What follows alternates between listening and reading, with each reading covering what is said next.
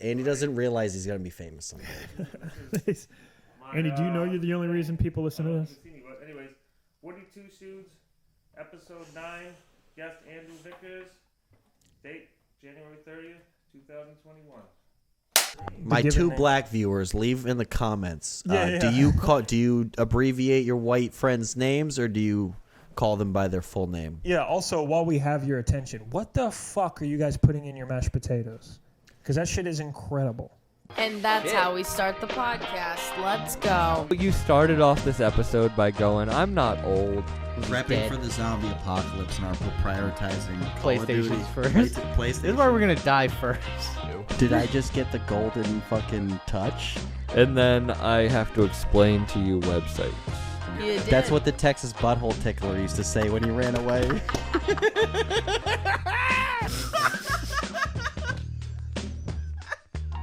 Trunchbull. All right, good pull. Was she? What the fuck did you do?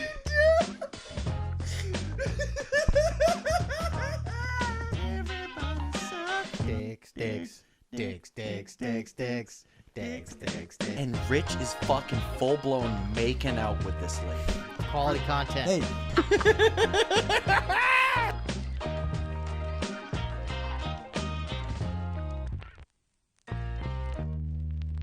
There's no mistaking the date, time, stamp, etc., etc.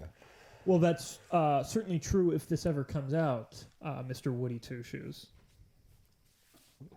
Fair enough. Please tell me you're not sitting on your podcast as long as you're sitting on your sketches. No, this will not take 10 years to come out. My goal, because I'm going on vacation this Thursday, I think I'm going to try to release the first episode before I leave. Where are you going? Florida. What part? Fort Lauderdale. Fuck yeah, dude. Yeah? I have family in Fort Lauderdale. That's the place, man. It That's is? the place. Yeah. Have you been there before? No. My friend lives in West Palm Beach, so I've been there, and that's fantastic. Like Jupiter area. Yeah. Tiger Woods. His Tiger house Woodsville. is there, I think, right? Oh, yeah. Dude, okay, so are you of the Boston comedy fuck Florida persuasion, or you like Florida? By fuck Florida, what do you mean?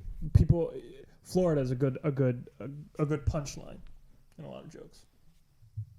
Yeah, I haven't quite experienced the punchline version of Florida yet. I've always loved Florida. I love it. Because as a kid, growing up in a fucking cold climate, the Northeast, dude, it's fucking brutal. Oh, you don't say. In the wintertime, I'm pretty around sick of it, Yeah. but we didn't go on a lot of vacations to warm places. I went to Disney World in 6th grade, and that was fucking amazing. I was like, palm trees. Like, this is the shit you see on postcards. Granted, there's thousands of other places like that. Yeah, other places like that, yeah. Yeah. But I don't know. I think Florida's cool. I love it, dude. I'm sure there's plenty of punchlines. Oh, it's a dump. Don't get me wrong. I just like dumps. I happen to like places that are like crazy and wild and shitty. I've never been to New Orleans, but I figure I'd like it. I like all sorts of places. I don't shit on anywhere. I don't try to I've never been like, oh, this. I don't know. Maybe I have. I don't know.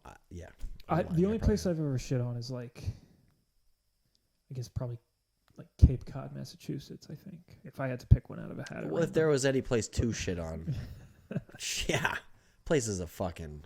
Wait, did you grow up here? Have you lived here? My whole entire life. Yeah. And do you like it? I've never been here. I love it. It's a place to retire, though. It really is. Like my aunt said it best. She goes, "You got to leave. You can always come. You got family here. You can always come back. But if you want to have a real career, be successful, you got to leave Cape Cod. And then you can always come back. And not to say you can't be successful on Cape Cod.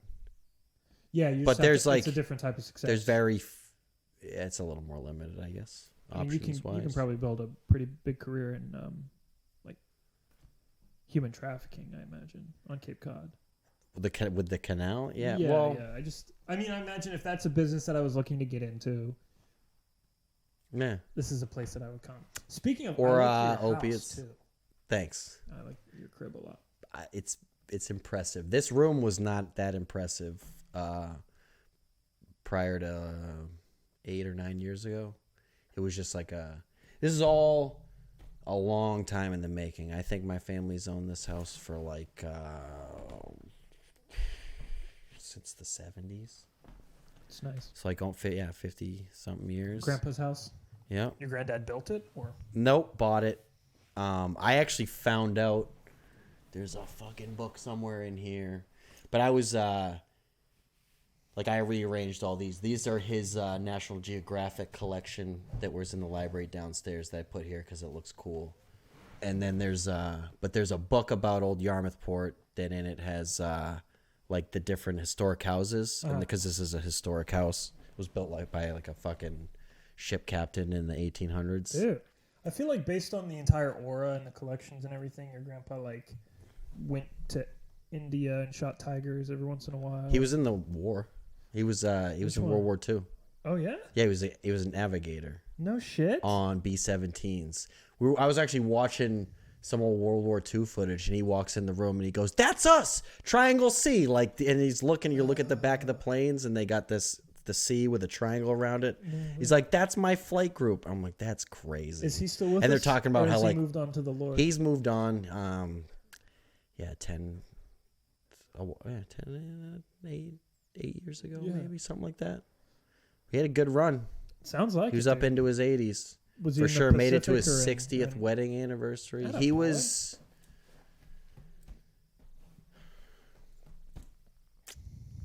I don't know. He was killing people. I don't know. But there's a lot of really cool memorabilia, medals. Like him, he has two brothers. Both of them were in World War II. Their dad was like a decorated serviceman in World War I. So like there's this long lineage of like decorated servicemen. What's the rule with brothers? Isn't there like a rule with brothers that you can't, if one's in combat, the other one can't be? It's like not allowed. That maybe that is now, that whole Saving Private Ryan thing when they had to go fucking, like that was a true story. Yeah, but no, it was before that. It was like World War I. There was like the Sullivans or whatever. It was like 5 brothers all killed at the same time, and then they were like, "Oh yeah, we can't do this anymore." And so they're like, now if one brother's in combat. Yeah, wasn't the Sullivans referenced in Saving Private Ryan? Probably. It's been years since I've seen that. But is that what the story is? Possibly. Well, yeah, he was like the 5th brother, and they're like, "We're not having this shit They had to again." go They get ended up losing guys. They sent a whole platoon to like save this one dude. That's what you got to do then. The goal is be the youngest. I don't know about that rule, Andy. That's a good thing to we'll look that up while we're chatting. Shout about out it, producer though. Andy. Shout out producer Andy. His Killing first it task over of the night here, killing it, dude. You have brothers? I have one younger brother, yeah, who both of us wanted to be. I think because it's in our blood, but I grew up watching I was fucking in love with Top Gun. I watched it like 1,000 times. So you want to be a pilot? And I wanted to be Maverick so bad. Yeah. I wanted to be a pilot and almost joined the Air Force. Which, if you wanted to be Maverick, you should have joined the Navy. But hey, what do I know? Details, dude. And same with my brother, though. Just big time, just into that whole lifestyle, like Navy SEALs, all that shit. Yeah, man. That was the same with me and my brother when we were younger, and we were best friends with these other 2 brothers, like in our hometown. What was the name of the brothers? The other 2? Yeah. I can't say Oh. because of what I'm about to tell you. Oh, all right. All 4 of us were really into that, and then the 2 of them ended up going into the special forces. One is SEALs and one is Delta.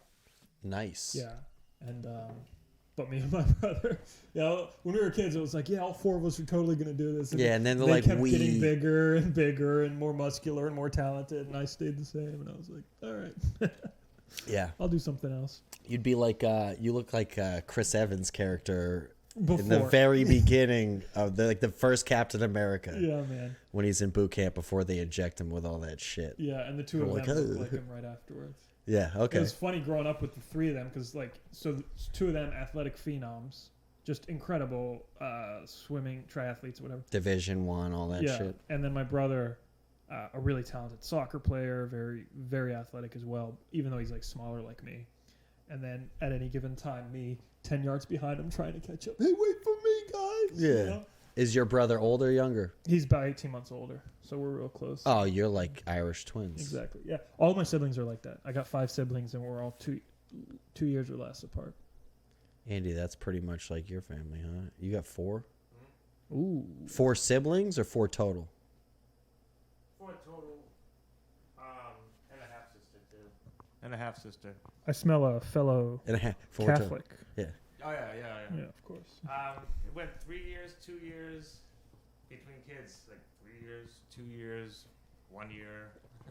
That's We're the move, 4. man. And then, like, You got a tight window. 10 I feel like 2's 4. 4 can be rough sometimes. 4 but kids that- or 4 years? 4 years between for Yeah. just 2 brothers. 5's a good number because If you're old. there's Because 4 you're old. You're older than him by enough that like you're protective of him. But like 4, he was just he was like close enough, like younger than me, where it was like you can't really hang out. But I don't know. It was weird. I was kind of a dick growing up. I was a bully. Does he still bring it up? No, I think I do. I think I'm more. You're more guilty. I'm about more it. guilt He's forgiven. ridden, and he's just over it, and I'm just still like, I resent myself more than Also, anything. 4 or 5 years between him, you feel like if you're born 5 years after your other sibling, you're like, oh, I was definitely what mom and dad did to save their marriage. That's funny you say that because they did get divorced shortly after Sam. It didn't work. It didn't work. Let's It call up didn't your brother work. and tell him you had one job, Yeah, dude. you had one fucking job, dude, and you failed. Fix mom and dad's marriage, and you fucking didn't do it. That's why I was Yeah. such a dick to you for No, all it's these funny. years. I was in kindergarten, so that's 5 years old. So he was about a year old. Yep, that was the last ditch attempt. I'm sorry I'm laughing about your parents' divorce. but No, that's it's very like funny. it is what it is, dude. What was funny about it was I had to go to see a counselor after school, and all I wanted to do was play. I'm like, why the fuck are you gonna sit with this guy who looks like fucking Kleinfeld from? And he's going, Thatcher, do you want to talk about your parents? And I'm like, you're no, yeah. Did you know that? And they're like, you motherfucker?" know, it's not your fault, right? And I'm like, they're like, it's not your fault. I'm like, yeah, I fucking know. Can I not go to this? It's my shitty Dude, can I not go brother's see this fault. dude after school, please? I know I it's wanna- not my fault. It's my brother. I'll bring him in here. You Yeah. can- Sam, Oh, poor Sam, dude. fucking dude. Poor So we were talking about the sketches, Yeah.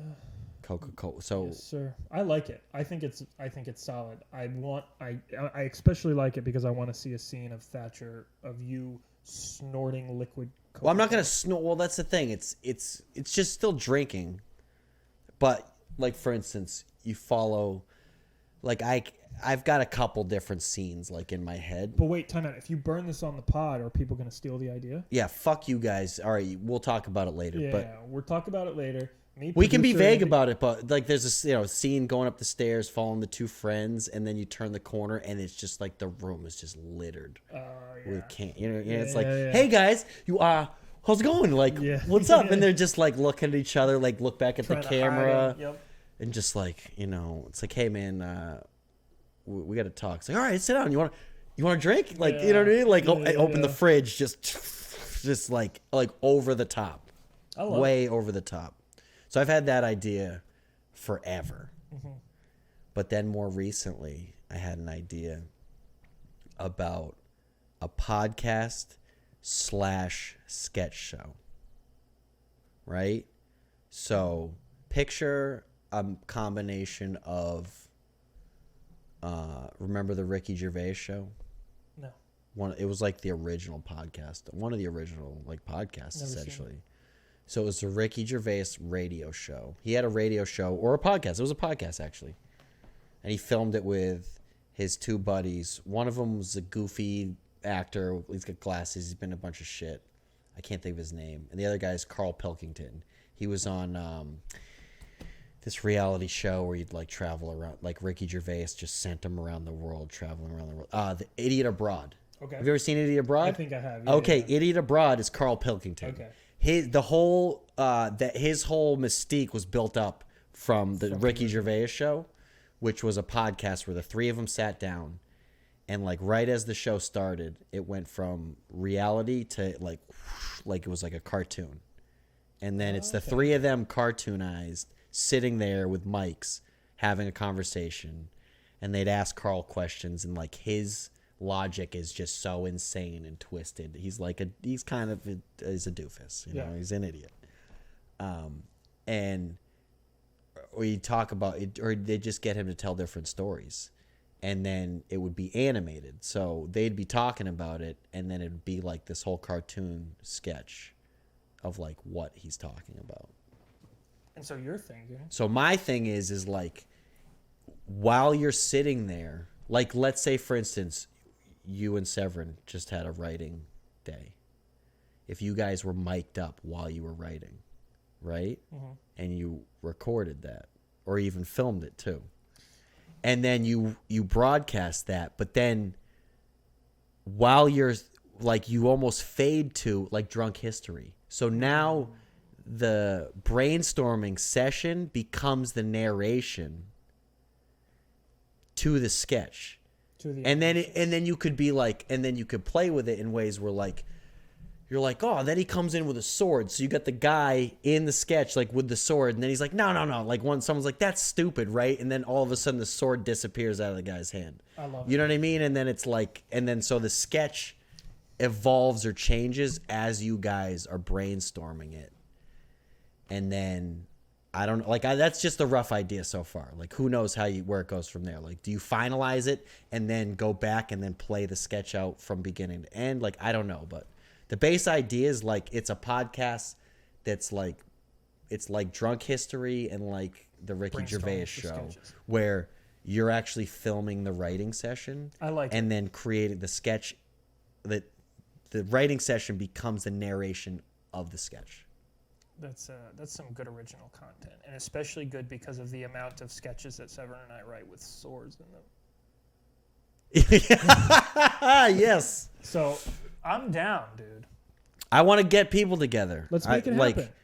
Yeah, let's do it. We don't need people. We got producer Andy. We got producer Andy. I got a fucking 4K camera that I've only used for this. Like, we can really do some good shit, man. Only this and some homemade. Listen, and anybody watching this or listening to this, because I'll have 8 or 9 people by now. You know, we're so let me think. This is episode 9. You got to figure you gain at least like 1 or 2, 1.5. I'll have like, or in my 16. Case, lose 1.5. I'll have like 14 and a half viewers at this point by episode 9. So if any of you want to write, or by the time you release this one, we will have already released our first episode of the Wood Show. Yep. Oh, what are we going to call it? Well, Dan and I, this is another idea. Dan Hall, if you're listening, if I haven't reached out to you yet, I'm fucking coming, buddy. But I was like, we should do a podcast called What Were We Talking About? Because the entire podcast, we're like the same person, you know? He's talking, he's like, wait, what was I talking about? And then I do a thing where I was like, wait, what were we talking about? The entire episode, we're just like, wait, what were we talking about? Yeah, man. So you should do that, and then Dan can be the co-host of your show that you have brainstorming sessions and you write sketches, and then you can have different guests every week of the people actually doing the brainstorming, and then you can splice that into your guys' conversation. And then the guests in the different guests of the writing session now become the different characters in the sketches. Yeah, and then Andy edits everything. Yep. Are you down, Andy? Job security. You're gonna have to learn how to edit though. Don't fucking bullshit the crowd, dude. They're fucking... Yeah, don't bullshit these 14 and a half people. Yeah. It's my thing. I know. You're going to learn. You're going to learn today. He's a sophisticated editor. You have to learn how to edit. I like it. All right. So look at this. Look at this, Thatcher Wood. We're great. We're coming You've got all these ideas. They're fantastic. I have awesome ideas, by the way, that I never follow through on. Did you know that I invented solar-powered Christmas lights back in like 2004? I just never like fucking patented them or like, you know. Wait, who stole them from you? No one stole them from me. I just had the idea long before they ever existed, and I was just like, I'm like, oh, but you know, patents, and then you got to find money and blah blah blah, and then 5 or 6 years later, you know, of course they're a thing, but yeah, I'm just saying, I'm an innovator. Well, okay, man, but now you have some pressure behind you. Because now it's on paper. Now it's here. So if it shows up 6 weeks from now, it's no one's fault but your own. True. And mine. Well, first of all, it's not. Well, it's in. What do you call it? It's not perpetuity. Yeah, is it perpetuity? What are you saying? This. We've put this. I said on paper, but it's This not. exists It's not. forever It's now? not actually. We didn't write it down anywhere. Yeah. But it's forever. Yeah, Oh. perpetuity, right? Mhm. I said that correctly. You did. Yeah, I just didn't know All right. what you And meant. also, intellectual property.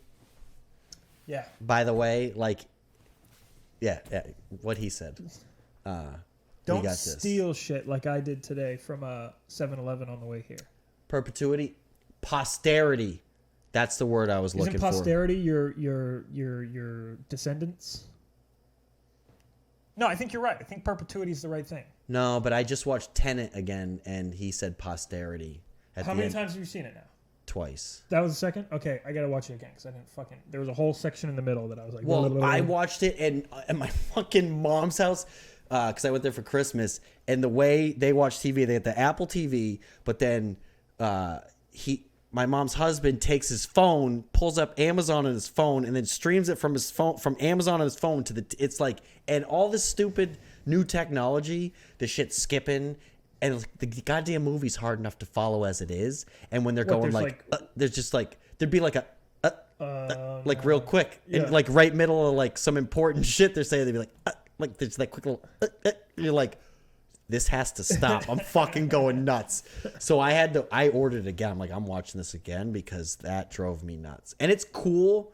And I totally, it's the same thing when I listen to like a Neil deGrasse Tyson podcast on any format. Like anytime I listen to Neil deGrasse Tyson or an astrophysicist or one of those people, like quantum fucking physicist. Brian Cox type. Dude. Exactly. Like I get what they're talking about. Like I get it, but I don't understand. Sure. Do you know? Like, does that make sense? Yeah, like yeah. I'm like, dude, I fucking get I understand what they're saying. I understand what they're saying. I guess that's the better way to put it. Yeah. Like I understand what they're saying, but I just don't fully grasp and get and comprehend it. What they're saying. What they're saying. Okay. I I understand, understand what you're saying, but I'm not convinced. but you don't get it. No, you're right. I do know what you mean. So I watched it, and there was that whole section in the middle where he hasn't seen, spoilers by the way, but if you haven't seen it now, kind of fuck you also. Yeah. But yeah, Go but fucking also, watch a movie. But I love all 14 of you. Yeah. But the scene in the middle where he's on the other side of the glass, and he takes the bullet through his wife, and then they switch everything after that. Yeah. I was like, what is happening? I got it the second time. Okay. You'll get it the second All right, I time gotta watch so it. easily. Yeah. Because how he explained it to him when he finally understands how that mirror works. Yeah. Like it's called the proving mirror. So if you don't see yourself, then don't go in there because it's gonna be all fucked. So you have to see almost like a Otherwise you're previous version of yourself. So you're seeing like the future version of yourself. Yeah. So it was weird. Like if you watch it, when he went through and came back out was when the other guy. It's If I like wanted to see the future it's like version that. of myself, It's almost like if you took the time sequence and just went like this, and then you're hitting that point. So like when you're following this, you come and loop around, and then you see it when it comes back this way. And does that make sense It does, in a way? yeah. So that's why that whole mirror. You'll get it. And I'm also butchering the explanation of it, and the way I explained it is probably completely wrong of how it actually works. But you mean how it if works we in both reality? kind of understand, You mean how time travel really works? no, I mean how it worked in the movie and Yeah. how I explain, like how I butchered I the think you're right, explanation of it. I like it. Andy, what's our time? How are we doing on time? I can't see the bar, otherwise I would know. Slide it up. There you go. Yeah, but now the Safari's. Now you're not gonna be able to get to Safari. So yeah, get just slide it down anyway. So anyway, what time? What's our time limit? We don't have a time limit. I'm sorry. What? How fucking far into the podcast? It's 8:12 p.m. 24 minutes. All right, cool. We're right around there. Don't forget to when we get around that time to do the thing. What are you trying to get rid of me? What, No, it's. I'm trying to be subtle. You don't have a set. Shit. We'll just. How about this? How about I let you know when it. We'll just let's just do it right now since we're fucking talking about it. All right, but I need to get the sound drop.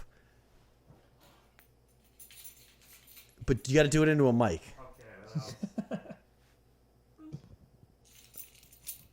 Hello. Probably picking it up that well, but you got it. It's not picking it up that well. Should I do it on my mic? Oh yeah, let's try that. Because then you get the toss too. Toss and the click is it. Yeah. With all these sound drops. It was a good try. That was a good sound. I took my eyes off it. I took my eyes off it. Does that sound good?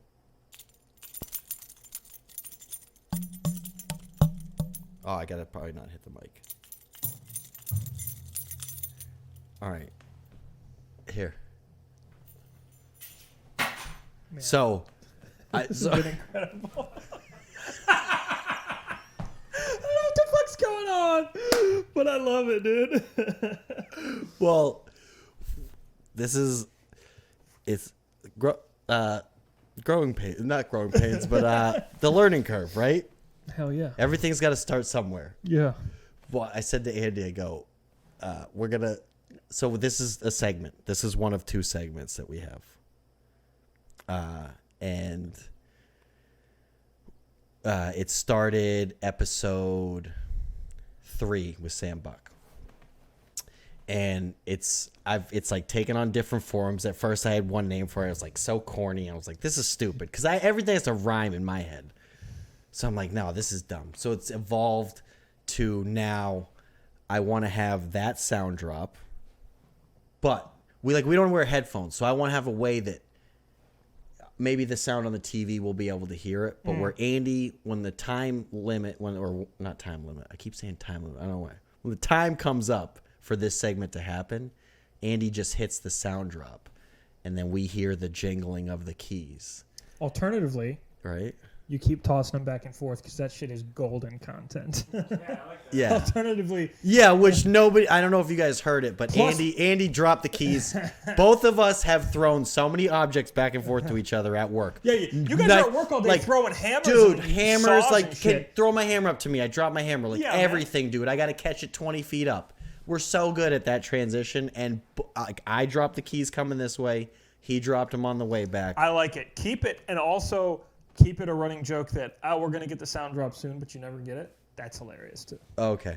That's possibly. funny. The Yeah. keys falling when you dropped them made actually the best sound capture of them all. All right, cool. You can also isolate that. I'll tell you What's the timestamp on that, dude? At exactly 25 minutes and 38 seconds in, we're gonna look for the keys dropping. So anyway, so I would like for that sound drop to happen. Then I hear keys jingling, and then I go, uh-oh. You know what that sound means? It's time to, and then Andy and I at the same time say, "Show us your keys." I mentioned that to Andy today, and he goes, "I'm not doing that." And I was like, And he goes, "You ask too much of me." I go, come on, dude. Be a fucking team player, man. I have my limits. So let's just, how about this? Let's just get the sound drop one time. Andrew still doesn't even know what this whole segment is That's the about. best part of it. Tell him. He This has is, no idea what you're talking I know. Now people, as well as Andrew, understand how my brain operates. It's the Quentin Tarantino, dude. It's the Quentin part of it. Yeah, it's the Quentin Tarantino, dude. You get the big reveal afterwards. You get all this curiosity, and then I'm gonna say a thing, and it's gonna all tie together, and you're gonna be like, oh right. The segment is you actually pull out your car keys. You know about this, don't you? I do. Yeah. See, I'm he already knew my about jacket right there. All right, cool. But before we do the segment, Okay. I want to get the sound drop, and then Andy will never have to do this ever again. But you can do it with us. That way he doesn't be like, oh, we'll fucking do the thing. Like you'll be one of 3 people that's doing it. All 3 of us will do it. Then we'll have this sound drop forever. So then Andy can just click the button a couple times. Exactly. Sounds good. Yeah. All right. So, on 3, we're all going to say, show us your keys. Andy, get your fucking microphone. Is it unmuted? Don't fucking play games, dude. I know you're gonna... Hello. No, it's unmuted. All right. You better fucking not fuck around, dude. It's a serious shit, dude. This is the future of the company at stake. All right. On 3. You guys ready? Ready? 1, 2, 3. 3. Show us your keys. Fuck Andy. Oh God. Wait, it was on mute. Yeah, all right. We're good. I think we got it. I feel confident we got it. And if we didn't, I'll just do it by myself. And I'll just... Okay, Ma. Yeah, I'll change... I have to do everything around I'll just modify. Do you feel underappreciated? No, not at all. Not at all. Maybe like secretly deep down, always. Oh man, trying to make sure I have nothing compromising on here. By the way, Jamie Aird, you're still the anomaly of the group. The Yeah, guy who Jamie. had 1 key on his keychain. He had 1 key on his keychain. Yeah, Is he homeless? I don't know. No, he just likes his not a lot of stuff in his pockets. That's fair. Which I respect. But until another person comes in with exactly 1 key on their keychain, I will always bring that up. Like Yeah, so. Jamie. Yep. God Jamie, bless you, you're Jamie. still that guy. So, dude, bust him out. Let's go. These are my keys, dude. Start wherever you'd like. Let's see. Let's start with let's start with the obvious one. This one. The car key. This is the car key. This That's is the my car key. My 2015 Toyota Corolla without seat warmers. I'm pissed. Why did there 2015s with seat warmers? Yeah, what's the difference between the 2015 Corollas? One's an X something and the other isn't it? Whichever one it is, I don't have seat warmers. Okay. But it's a swell car. That is a I like that you said swell. Yeah, it's a swell car, dude. It's a very It's swell, dude. It's a humdinger. gets me to where I gotta go. I bought it at this place in Fort Lauderdale, Florida, by the way. Nice. Where you're Shout about out to be. Fort Lottie. We're Shout going out to there Fort pretty Lauderdale, soon. Florida. Lottie I'm gonna Dottie. shout out We like Fort to party. Lauderdale. I'm not going to shout out the actual name of the place because everyone at this car dealership Yep. is on coke, and that's not Coca-Cola. That's Yep. cocaine. They are slinging cars like it's a 1980s Wall Street film. I swear to God. I would not be surprised. I went in dude. that morning to price something.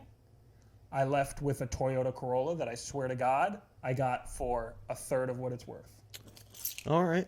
I'm not bragging, but also I watched this guy sell This is- 17 other cars. This is funny though. Do you remember we were talking about how I bought my truck?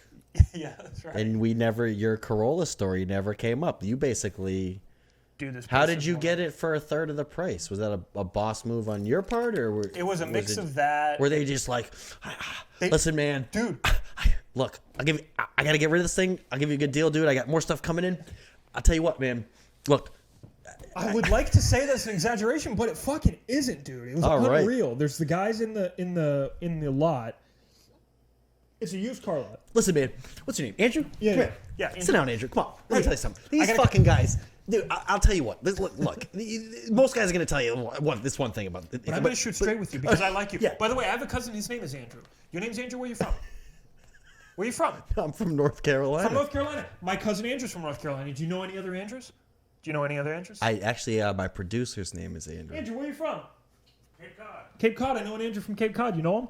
I mean, that's what it was like. And there's these guys. All these guys are slinging cars. All these salesmen in these polos. Dude, it's not even hot outside. Their sweat stains are going down to their knees and stuff. And then you go into an My pit office was with another sweating guy. Just my right pit this morning. Well, it's because of was the like coke. sweating. I didn't know that was it. That I think was it's what. like, Yeah, I think it's the why amount is of my- coke that you do. Anyway, it had a couple things wrong with it, and anyway, it was a good deal. So I have this Toyota. So you Corolla drove it back from Florida? from Florida. I got the car the week I got married, and I drove it back from the wedding because we got married in St. Augustine, Okay. and then I drove back with the car. Was that like a wedding present to yourself and your wife? Yeah. Yeah, so I lived in Africa the year before we got married. So I sold my car before I left for Africa. So I had no car. And then I came back and I was getting married that summer. Came back and I was getting married that summer, and then so I Were you engaged when you were in Africa? Yeah, the whole time. Okay, so the wedding Dude, was still a thing. I flew up here to Boston where she lives. So I'm just thinking the coordination of all this, and then your wife was just like, "No, it's cool. You just come back, and then we'll do the wedding." Like most people, I feel like most women would be like, "No, like you need to be here the entire year before the wedding. We're planning this shit, etc., etc., etc." All right. Yeah, no, I flew up Fucking here. winning. I proposed to her in Central Park, or whatever the fuck the Central Park in Boston is called. The Commons. Thank you, producer Andy. And then I flew to Africa the next day. And I was there for the next 10 and a half months. You were, because now let me see if I can break this down. You were dating this girl, and you were about to leave for Africa, and you're like, I'm not just gonna fuck, like, I really like this girl. Yeah. So you're basically like, look, I'm leaving for Africa, but like I want to be like more or less like I'm not gonna do this long distance shit, so I need to know right now type of thing. Yeah, that's exactly what it was. Like, I was like, you didn't like ultimatum her. I kind of did. I was like, look, there's a lot of guys, especially around the Cape Cod area, that are just very, very sexy, and you're probably gonna leave me if I leave you here, and so I need to make sure that doesn't happen. I'm not naming any names, but I've heard of a couple, and there are a lot of construction workers out there, so I said, please don't do that to me. So I needed to make sure. Nice. Yeah.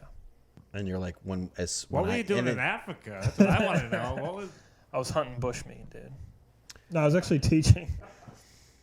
That's because I get that confused because I know you did that. I think we've talked about it. I think that I knew that you did that, but my buddy Ben was in Peru. I think it was just cooking and cooking goats. Just being a regular old. No, he was just living.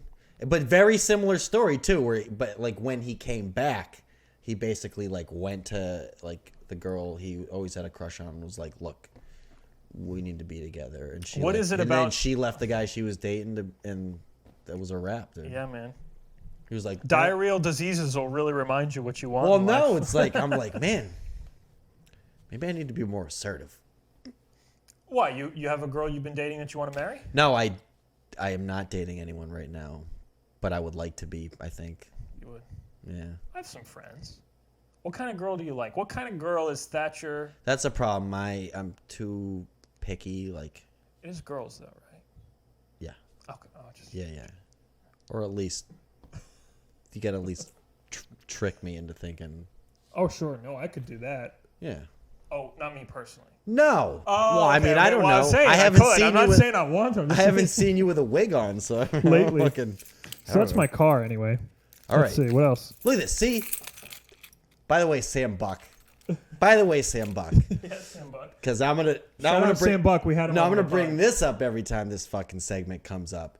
He was boo-hooing this. He was poo-pooing this segment like 35 seconds into it when it got brought up. He was like, "This is so stupid." And then 20 minutes later, we had a bunch of different conversations. We're only just past your car key. Yeah. This is probably 10 minutes later. Yeah. Just by the way. And the last two guests I've had on, Dan Hall and, Brianna. So before Brianna. So Mason Smith were like, that key segment's really cool. Not to pat myself on the back, but I was really like, yes, Sam Buck. I had apprehensions about Sam Buck is jealous because he doesn't know how to drive. I had apprehensions. Sam Buck doesn't have a house. Sam lives in a. Sam has a giant collection of sweatshirts, and that's it, dude. That's all. Sam, that's all Sam has. You need to lock your sweatshirts in a drawer. Sam's got a plethora of different colored sweatshirts and a bunch of Yeezys to match them, and that's about it. Yeah, Sam. Just because you don't know how a key works. Oh, I was. By the way, shout out, Sam. Anybody who was fucking paying attention 2 episodes ago, or maybe it was, I think it was Brianna. I don't know. I was talking about Yeezys because someone was saying they were ugly. I was like, yes, I agree with you. It depends on which ones. I don't think Yeezys look that good. Okay, and, how about the Wave Runners though? The most recent ones with like the. I don't know. Most Yeezys that I see, I'm just like, okay.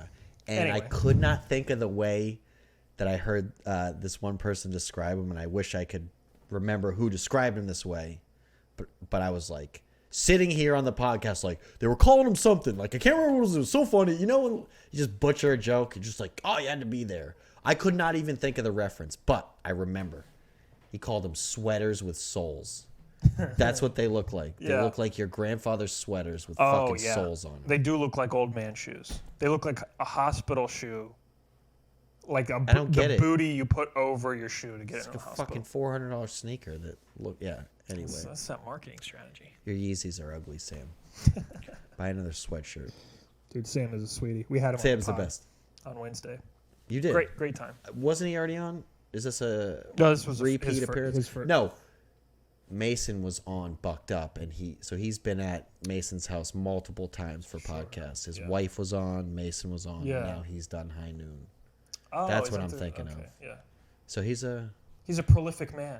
frequent resident of. He's out there getting. Prolific for sure. Yeah. He's all over the place. I'm like every other day, Sam Buck's in a different location. I know, man. He's killing it. He's in New Hampshire. He's in fucking. He's killing it, but I don't know how he gets there because he can't fucking drive. So. Why have you ridden with him before? I'm just saying he doesn't have keys. Does he have keys? Yeah, he has keys. Okay. He was just poo-pooing the segment like he just thought it was a dumb idea. What else do we got here? It's my parents' house key. This is my Parents' house keychain. key. CBF. What's CBF? CBF is Confederação Brasileira de Futebol. Which is Are the you a big fan of the football, the Brazilian Football Brazilian Confederation? Football Confederation? Yeah. Yeah, my grandpa played club for so you know how clubs have like the main one and then the junior team? He was on the junior team. No of shit. Corinthians in Rio de Janeiro. No He was shit. a younger man. So that's Brazilian professional league? Mm-hmm. Yeah, Brazilian club team, yeah. Nice. Yeah. That's awesome. So that's what I have there. And you played soccer in Dude, high school? I played soccer. I was so bad at it. You were on the soccer team. Yeah. I was a fast kid, but I had no handles. No no feet, touch. no footsies. You had no Yeah. feet coordination. I could run up and down the side, and that was it. You had some endurance. Yeah. Did you My do brother's track and shit like that? I didn't. No, I was homeschooled, man. I never really played any like actual sports. Would you have been allowed to play on the team? Yeah, there's like like there's rules like that, right? Because Yeah, you have to Nick take, Grew like- played on our Yeah. hockey team, so You have to take like a class or do ROTC or something, but I wasn't doing any of that. So I was just working out with my fucking animal friends that went into special forces and my incredibly talented brother, and trying to get good at being. Was fun. he homeschooled too? My brother? Yeah. Yeah, all six of us. Oh, were. you guys all were. And the two that went to special forces were too.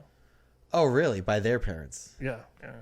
Were how close? Like they were neighbors? You said, like No, they lived Or about in the 10 minutes neighborhood? away. We were just Alright. close friends. They were the same age as me and my brother. how did you end up becoming friends with them? They played. the homeschool parents, fucking, and the other homeschool parents, just No, like they played bagpipes. They were Their dad was Scottish Canadian. Their mom was French Canadian. yeah. And their parents, actually, shout out to their parents who just got their American citizenship recently. Fuck and yeah. Mrs. Their parents and That was awesome. yeah, He's like, I'm not gonna say their names, but I'll say their parents' Yeah, last yeah. names. yeah, shout out. And so they played bagpipes, and then me and my siblings all did Irish step dancing, and and we did that together. And that's how we met. We were like 6 or 7 years old. You did Irish step dancing? Is Mm-hmm. that what you just said? Like over the swords and shit? No, was that's that like the Scottish? No, we did That's the Irish Scottish? one, Oh. which is like the tip tapping river dance type of thing.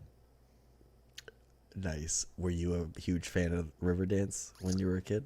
Like, Like, did you watch at Riverdance? the yeah? I never saw the live show, but yeah, I've seen the You've seen the filmed version. the yeah. film. Yeah. Nice. That's awesome. Yeah, I was So you still got some of those moves? sure. Yeah, I got some of those moves. I could do them right now if I didn't know your grandma was going to shoot the 12 gauge up through the floor. And, Oh splatter no, us all over the no. I'd almost want to see that, but we're gonna save that. Yeah, we'll for save that for dude. next That's time. some good shit. Yeah, we're man. saving that for sure. But I'm definitely making you do that at some point. Yeah, but that's how I met. All right. That's cool. Yeah, it was fun. So how many years would he play on the club team? My grandpa? Yeah. Oh, fuck if I know. Dude, my grandpa's old. He was old. He had my mom. My mom was from his second marriage, so he was I think 50 when he had my mom, and my mom's mom That's how was old I'm gonna be when I have a 20. kid. Yeah, but so he was born in like 1910 or something in Brazil, and he played that when he was in his first job ever. He used to tell me this is true. His first job ever was at the age of 12 playing violin in the lobby of the brothel that his mom worked at as a maid. And He's like a Brazilian fucking Richard Pryor. Yeah, exactly. And he would always go, Andrew, the pay was not so good, but the benefits. The benefits. You told that joke on stage, didn't you once? That is such a good fucking joke. He'd tell me, and I'd be like, that's such a he'd great be like, quote. Vovô, I'm 10. That's awesome, dude. Wow. Your grandfather sounds like the shit. Yeah, he was a cool guy. I don't think he liked me very much. I'm the only one of my siblings that doesn't look that Brazilian. And I feel like he knew it, and he would always be like this. Well, I don't know. But yeah, he's a good guy. He's a smart dude. How those old immigrant, like South American immigrant aristocratic men are. They're very well dressed. They have the gold chains, the gold rings, the gold watch, the button down, pants real high, shined penny loafers. And fucking hair slicked back, square in the pocket. Looked good all the time, even into his 90s. Fucking straight, standing up straight. And then my grandma, by contrast, the very stereotypical South American grandma, just a wearing hunched a robe, over, smoking Marlboro Reds, going, "Don't bother me while I watch the telenovela." There you go. Yeah, that's awesome. They were a good time. Grandparents the shit. I know. While man. they're around. I have no more left. I got one kicking. Yeah, God bless you, Grandma. Grandma D, dude. Last of the Mohicans. Grandma D. Yeah, Grandma D almost. I got a quarantine when I get back from Florida. I'm only allowed in this area. In this part of the house. This is, it's my apartment. It's a sweet crib. It's not an apartment yet. We haven't closed it off, but it will be. And you've got these rafters here. They look nice and strong, so if comedy ends up not working out, you can just end it all real easily. Yeah. I figured I was going to try to use that fan, like Indiana Jones style. Remember the Temple of Doom when he throws the whip up and the guy gets wrapped up into the fan with his whip? Love it. Yeah, classic scene. You hear it go when the fan fucking winds down and shit. Temple of Doom is the worst one by far. By far the worst one, and that was the one that I always used to watch because we had that on my grandmother. Anytime HBO was free, she had the tape deck that she'd pop in and hit record, and so you'd have the VHS tapes with like 3 different movies on them. Yeah. So that's why, like I said, I wanted to be in the Air Force because I watched Top Gun a billion times, right? And that was always after La Bamba, so I'd always have to like rewind Top Gun, and then you'd always end up going a little too far or whatever, right? Yeah. And it'd be on the end of La Bamba, so I know the end of La Bamba like the back of my hand. And you're like sitting there like, come on, let's get to it. Yeah. So, but all those, what the fuck? What were we talking about? We were talking about what movie? Temple of Doom. Temple of Doom. Temple of Doom was one of those movies. Until that you just had. Yeah, that was the one I always saw. Until finally,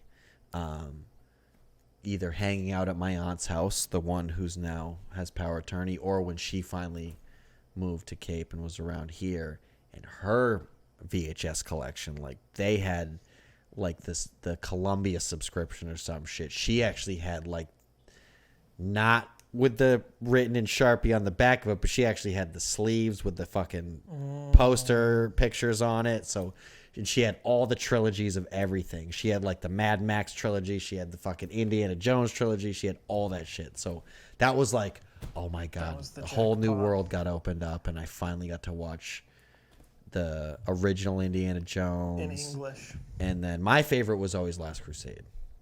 That's always the funnest for me. I like that one. Although if Sean Connery said Junior one more time, he needed to get shot in the head. Junior.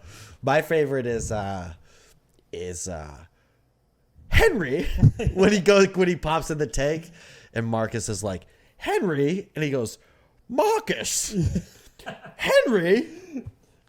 And then they start doing their old like fucking frat thing. They're like, leaders of the Restoration no resuscitation.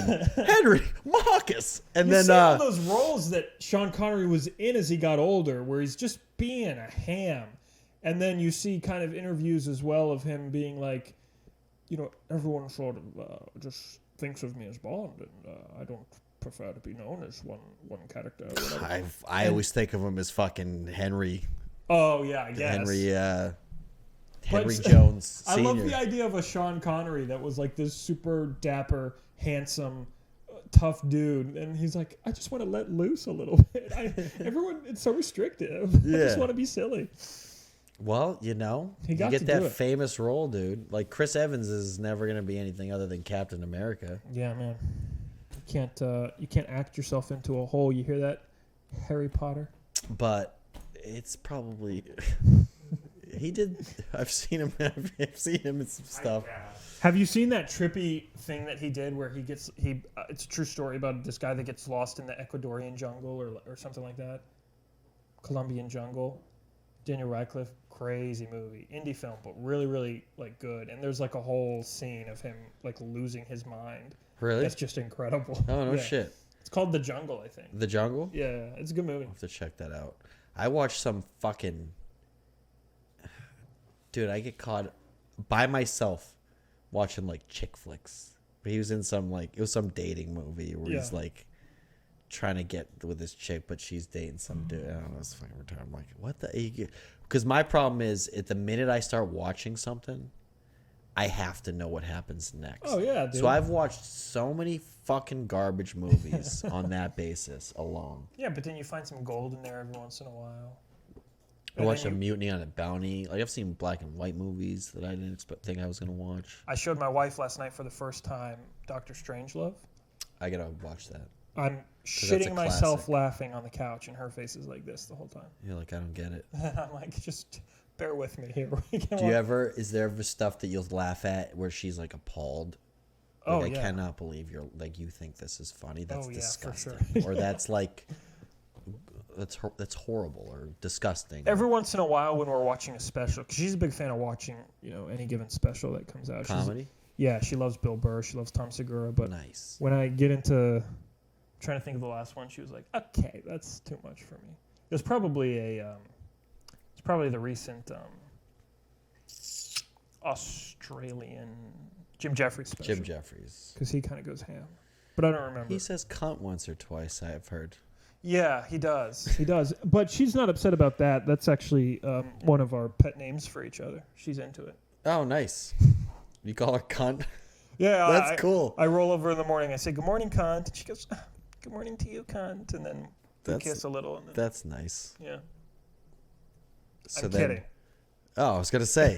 Well, no, that's good. I was going to say that's good because, then every once in a while when you get mad, you could be like, you throw one of those out there and she's like, what? You're like, nothing. But that's I our just- thing. Yeah. I'm going to try it. I'm going to go home and I'm going to kiss her and I'm going to say, hey there, you little cunt. Hey, cunt. No, but it's all in the presentation. It's not what you say. It's how you say it. That word is way different in like Irish, European, or Australians when they say it. Yeah. As in America, you get slapped in the face sometimes for saying the C-bomb. Yeah, why is that? Well, it's just a thing that Because people are cunts. you call your friend that. In Ireland, I you said have- it to my sister once when we were a kid, and she slapped me in my face, and that's when I Yeah. knew that was not okay. Yep. that- They'll let you know real quick. They'll let you know real quick. Like Irish people, girls or Europeans, that's just a normal word they use. It's not such a big deal. Yeah, let's bring that over here. Let's bring that European tradition over here stateside. Yeah. Leave all the other European stuff over there. Yeah. Bring that one. Let's bring the cunt back. And you guys, and you, by you I mean the Europeans, you can have one of our words. What's an American word that the Europeans can start using? That's a good one. How about democracy? There you go. How about Try that one on for a size. By the way, totally intrusive random thought to change the subject. Remember we were talking about nicknames? And because I was like, which name has the most nicknames? And then dude was like, well, what about Margaret? And I was counting. We got to do this real quick because I think he tricked us. No, because I think it's still only 6, right? Margaret, Maggie. Wait. Margaret doesn't count as a nickname. Margaret is the name. No, but we start with the what name produces the most total names, total names, including nicknames. Margaret. And I came up with, I think it's Richard is like 6 is the most I've ever got to. Richard, Rick, Ricky, Dick, Dickie, Rich. Okay, you're not So, wrong. I can I get guess to. Robert. So I can get- Robert. Okay, cool. Robert, I like it. You can only get to 5 with Robert, Robert, Rob, Robbie, Bob, Bobby. Oh, is that what you got? and unless you go to Bobbert, you're not getting any further than 5, dude. So Margaret is Margaret, Meg, Meggie, Maggie, Meg is not. Megan. Meg is Megan. So you But he can't get said- Meg from Maggie. Oh, dude, from Margaret. my aunt's name is Margaret, and they call her Megan. Are they wrong? Shit. All right. Well, Megan also. So now Meg is and Megan are fucking. guess I feel they're like that's an wrong. anomaly. Yeah, they're though. making up Are- an N. Yeah, no, That's a they're good making point. no. We can't change You the can't rules add for an one N. anomaly. Your family, no, they don't. They don't But count. He said he told us that I didn't know it that Peggy and Peg are Yeah. also from Margaret. And Yeah, okay, but let's still count. he Let's got 2 go. more there. No, okay. So Okay, so Margaret, Meg. without Meg. Meg, without Meg or Megan, Okay, so Margaret, Mag, Maggie, Margie. Peggy, Peg, and Margie. I have Maggie. I have Margaret, Margie, Maggie, Peggy, Peg, and then maybe Mags. What did I miss though? No, that's what I said. Yeah. Oh, Meg, that's a new one. No. A Madge. Oh. Is Midge a nickname for Margaret? I think Midge is a nickname if you're annoying as fuck. Yeah, the 20s. Well, what was Midge Maisel? Midge Maisel, the marvelous Mrs. Maisel. What was her first name? Was it Margaret? Margaret. Jews don't name their kids I don't think it was Margaret though. You can't be Margaret if you're Jewish. That's not allowed. That's what I'm saying. I don't think her name was Margaret. Let me give it a goog. And that's what producer Andy's for. He's over there fucking Marvelous cold. Mrs. He's What's cold Marvelous snapping. Mrs. Maisel's What's given All name? right, I'll do it. I don't know what that is, but You don't have to know what it is. You just have to know how to fucking type, dude. Google roll. Yeah. But say it one more time. The Marvelous. Marvelous Mrs. Maisel's first name. Marvelous Mrs. Maisel. Okay. It's Midge, but like, what does Midge stand for? It's Midge Maisel, but I don't fucking know. Marvelous Mrs. Maisel is a show following the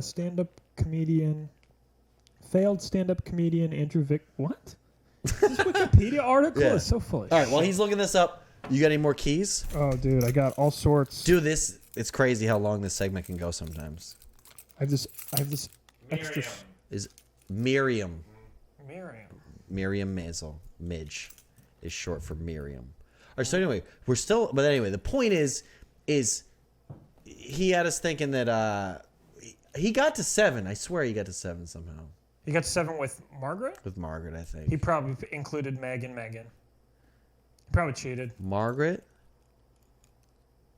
Marge, Margie, Maggie, That's silly. Marge and Margie. Peg, separate Peggy. ones. It's still 6. I can still only get to 6. And then if you do Meg and Megan, then fucking whatever. You can finagle, but still. Anyway, I put it out there to you 14 viewers. Put it in the Oh yeah, because that's the new thing we're doing now. Put it in the comments. Yeah, I started saying this as of last week because this is going to be on YouTube. And it doesn't fucking count if your name is Jeremy and your parents call you Bubba, okay? Yeah. You're just trash if that's the case. I didn't know Bubba was even a nickname for anybody else other than my grandfather because I just apparently, when I was a child, back to the grandfather. We're doing great with callbacks, by the way, today. This is solid. But back to the grandfather thing. I called my grandfather Bubba when I was like a child. Like, didn't even know what words really were. I called him Bubba. I feel like, And yeah, I that's feel been like his that's nickname what Bubba comes forever. But then, like, as an adult, I hear people like, oh, Bub. Oh, hey there, Bub. Yeah. What's up, yeah, Bub? Yeah. No, easy, Bub. If And you're I'm in like, the 1920s. I'm like, what? Like, you knew my grandfather? Like, I was like, oh shit, that. Or in Bubba Gump, shrimp. Like Bubba. I was like, oh, that's Bubba an is. actual. I think Bubba is brother. real That's nickname. what like Southern kids call their brother. Oh, this is my sissy and this is my Bubba. He's my Bubba. I think that's what they call him. Because they just can't pronounce words. Yeah, that's what my sisters called my brother. They called him And Bubba. Forrest Gump, when he goes to visit his family, he stands by Bubba's grave, and I think his real name is Buford. Ooh. Yeah. Producer Andy with the trivia, dude. Fuck I yeah. don't even need Google. Fuck yeah, dude. That'd be like- Also, that'd be so Bo. wrong, Bo is a too. nickname for Buford. I know Bo that. is for Buford. Well, I know that from the Heartbreak Kid with. Remember, he's like, Bo. Well, why don't they call you Bew? Yeah. And they're like, all the family's like, oh, Bew. What are some ones for Thatcher? What did the family call you? Thatch. Thatch. That's it. I just got Pretty simple. ass and ass face. Yeah. No, I'm kidding. Andrew. Did anyone ever call you Drew? Drew, I got a lot. Now, I never got Andy. really? No. So how do you feel about Drew? Drew, I don't mind. Really? Yeah. I'm not. I don't like Drew if it's coming from a. I don't because there's a Drew that I'm not a fan of, but I've never been a fan of the name Drew. I feel like Drew is one of those names that a dude comes back from his freshman year of college and is like, "I'm Drew now." Well, it's like you're abbreviating the second half of your name. It just never was logical to yeah, me. people calling you Cher. Yeah, well, there's another one too. There's like Topher. Yeah. This is essentially like Drew and Topher. Like to Yeah. me are the same thing. Like if your name's Topher, like go fuck yourself. You just can't call yourself Chris. Like what's Yeah. wrong with Chris, dude? You trying to be unique? Sorry. Sorry your parents named you Christopher, okay? Guess what? I ran into a Thatcher in Vermont. I wasn't excited about it either. Did you guys fight to the death? I wanted to. Here's the thing. His is spelled There's with an a T. occasional Thatcher out there, but they spell their name with a T in the middle. Oh, I've met him. But this fucker that I ran... Yeah, I know. Eli's roommate Yeah. is a Thatcher with a T in the middle. He's a Thatcher Rhodes. Like, you can't get any more English than that fucking name. Thatcher Rose. Thatcher Rhodes. What's your middle My name? cousin's last Worthington? name. My cousin's last name is Rhodes, and his father's English. Like it's Just about as, gross. Just about as disgusting. English as you can get. But Me and Andy are repping Team Irish over here, and you Big guys time. are colonizing us. big time. Vickers sounds more like It's actually- Swedish or German. You know what's funny about being named Andrew? Yeah. My family, my mom would Tell call me us, Andy, Andrew, what- But I've always been Andy. Well, this is kind of funny. And I'm just. don't don't call me Drew. Like people don't. But if someone ever did, like no. But the weird, funny thing is, I'm Andy, and it's a weird thing. But every black friend I've ever had in my life, and they will call me Andrew somehow. Every single one. Really? Yeah. It's a weird thing. I don't know how to explain it, but they. Do black people not they'll think I'm abbreviate Andy. white people's names? I don't know. I don't know how to explain it. It just happens. Maybe they don't like the diminutive. Maybe they don't like the E at the end. Maybe it sounds too I think cute. they like the more adult name. My given two name. black viewers, leave in the comments. Yeah, Do yeah. you abbreviate your white friends' names, or do you call them by their full name? Yeah, also, while we have your attention, what the fuck are you guys putting in your mashed potatoes? Because that shit is incredible. Oh, it's butter. It's just butter? It's a You're lot. just putting Well, I'm just guessing. butter? Well, listen, I know because my Grandma D's mashed potatoes. Your Grandma D is black? Yo, I didn't even notice that. well, I guess I don't see color. Well, no, it's skin cancer. Ah, Yeah, gotcha. They went to the beach a lot, living on Cape Cod. Yeah, she her son Her son Reggie? Yeah. No, she didn't wear sunblock. She wore fucking like oil. You know what I mean? yeah, Like dude, tanning that's oil. You know what I mean? Like move. the fucking Back like in the day. tanning oil and shit, dude. That lady used to get like dark. But no, her mashed potatoes were fucking bomb. Such a contrast from across the street. Which, oh, by the way, my mother's mother used to live across the street. And they're the English side. No, your dad is the English side. My dad is this side. You seem like you're mixed with English and German. Nailed it. There's a little bit of German on my Yeah. father's side, but other than that, I'm about as waspy as it gets. Yeah. I knew there was leave that light on. Actually, you'll see it. It's the light right above the stairs. But yeah, I'm super fucking waspy. Oh boy. Yeah, about as white as it can get. my tan grandmother's mashed potatoes. Yeah. They make Irish mashed potatoes, which are basically like fucking put them in a pot, mash them up, and throw some butter in it. She's like, throw the butter in it while you're mashing it up with the thing, then add some cheese and some whatever the fuck Sour she cream, does. some milk. It was like, dude, A baby's urine. her mashed potatoes are off the charts. And then in her later years, because she just loves cooking, she used to watch the Julia Child videos, blah blah blah.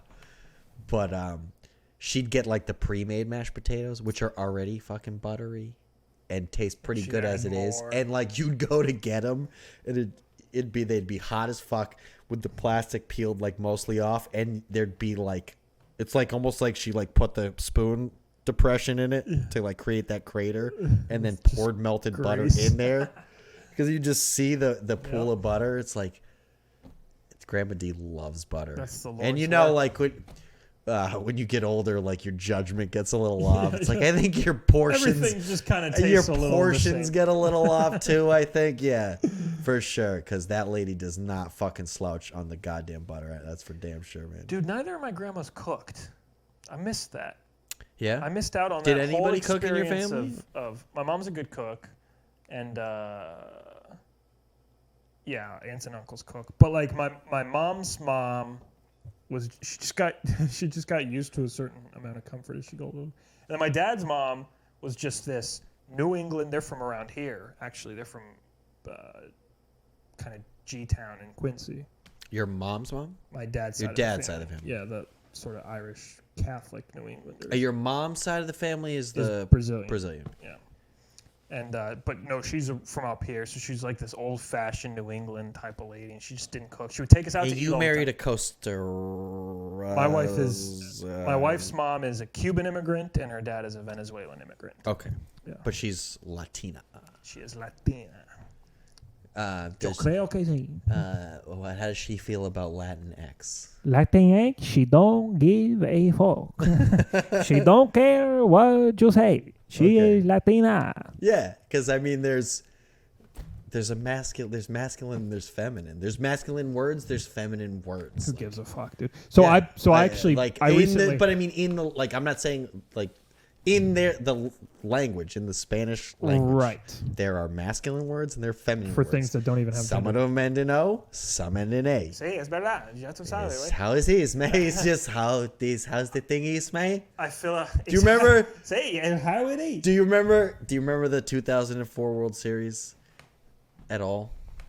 How old are you? I'm 27, but I don't watch baseball. The Red Sox. Okay, so the Red Sox won the 2000. Okay. Just your accent reminded me of Manny Of Ramirez Dominicans. at the end of the 2004 What'd he World say? Series, because they were interviewing him, and he was talking about. I don't remember.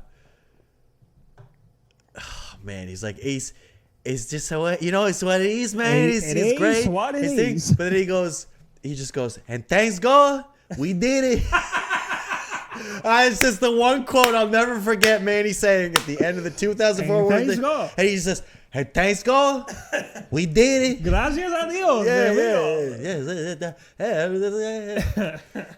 I love it, dude. My mother-in-law, every time I visit, my mother-in-law goes, she goes, Andrew, and I say, sí, mi suegra, and she goes, sí, porfa, can you put in a new pan in the kitchen? Por favor, can you put in a new pan? Porque this one is too yellowy. It's too yellowy. I don't like it. Porque I want Jello-y? too yellow. Yeah. The paint in the kitchen is too I yellow. was thinking No, porque the paint is it too looks yellowy. like the texture is too fucking jello-y. No, jello, it's too estúpido, jello. porque ahora es too yellowy. Yeah. Entonces ahora I want something more egg white. Do you know egg white? Egg white. Something egg white. No, egg white. Yeah. Blanco. Yeah. Yeah, sí, eso. Yeah. Dude, so I put Is this a bit yet? no. Can it be? Sure. Yeah. You got, dude, when you're The Dumbo bit. no, there was Helen Keller. there was the fucking your accents though. It's the accents, but the haircut bit. Oh yeah. Oh, The fucking Narcos. Yeah. Cause dude, you like beat me to the punch. Cause I was watching Narcos and I was like, I'm gonna fucking sit here and I'm gonna practice my fucking my Pablo Escobar accent, and I'm gonna talk about. And you were basically not even like, it was like the same concept of the bit too, of like watching. dude. And I was like, No, I came over here. And then I was listened to like, you while you were sleeping. this motherfucker. But like your act, because you like are, it's already in your family, and then now your wife, Yeah. like you do the accent better anyway. So I was just like, Dude, but yours it was is cracking pretty me good. up. I was like, Thanks, God. dude, the Narcos bit, I was like, that's the bit I wanted to do, and he's doing it way better anyway than how I probably was gonna do it. So I was like, nice, dude, just keep doing it, baby. I think I'm gonna torch it when we go back, so you can have it now. the Narcos Write one? all new stuff. Yeah, What about the haircut? I'll keep that. The haircut one's That's great. good shit. You got to keep the haircut one. That one's fucking fantastic. So I fill out on, on stuff for whatever, for work or any, it's like forms. They ask you race and ethnicity. Yeah. So I'm white. That's my race. I'm white. But ethnicity, I put Latino because I'm half Latino. I'm 100% white, but I'm half Latino. That's the way I figure it. I don't even know if that's You put white for... white for race and Latino for ethnicity. Those aren't the same thing. Technically, they kind of are because... Those are two different boxes you check on. They're two different boxes on official forms, which fuck you if you guys make this form because you know that there's absolutely... Does that make sense? Have you ever filmed out I don't feel like... You never fill out a form that has race and ethnicity? Yeah. Separately? Oh, race, because then race is essentially what color are you? Because it just puts colors, right? Caucasian, black, Hispanic. Puts black, Pacific Islander, or other, white, And then ethnicity is what? Eastern Hispanic. Asian. Isn't that like a weird one? Like the Caucasian one or the Latino one, like has in parentheses like not white or. Yeah, There's yeah, something weird like that. I have filled them up. Yeah, there's like a lot of weird ones, but you raise a good point that the difference. Isn't they the same fucking... I don't know. It's just, to me, it's in my mind, I'm like, isn't that the same fucking thing? It technically is. You're not wrong. There's absolutely no. Well, Is this a trick question? it doesn't matter. Point is.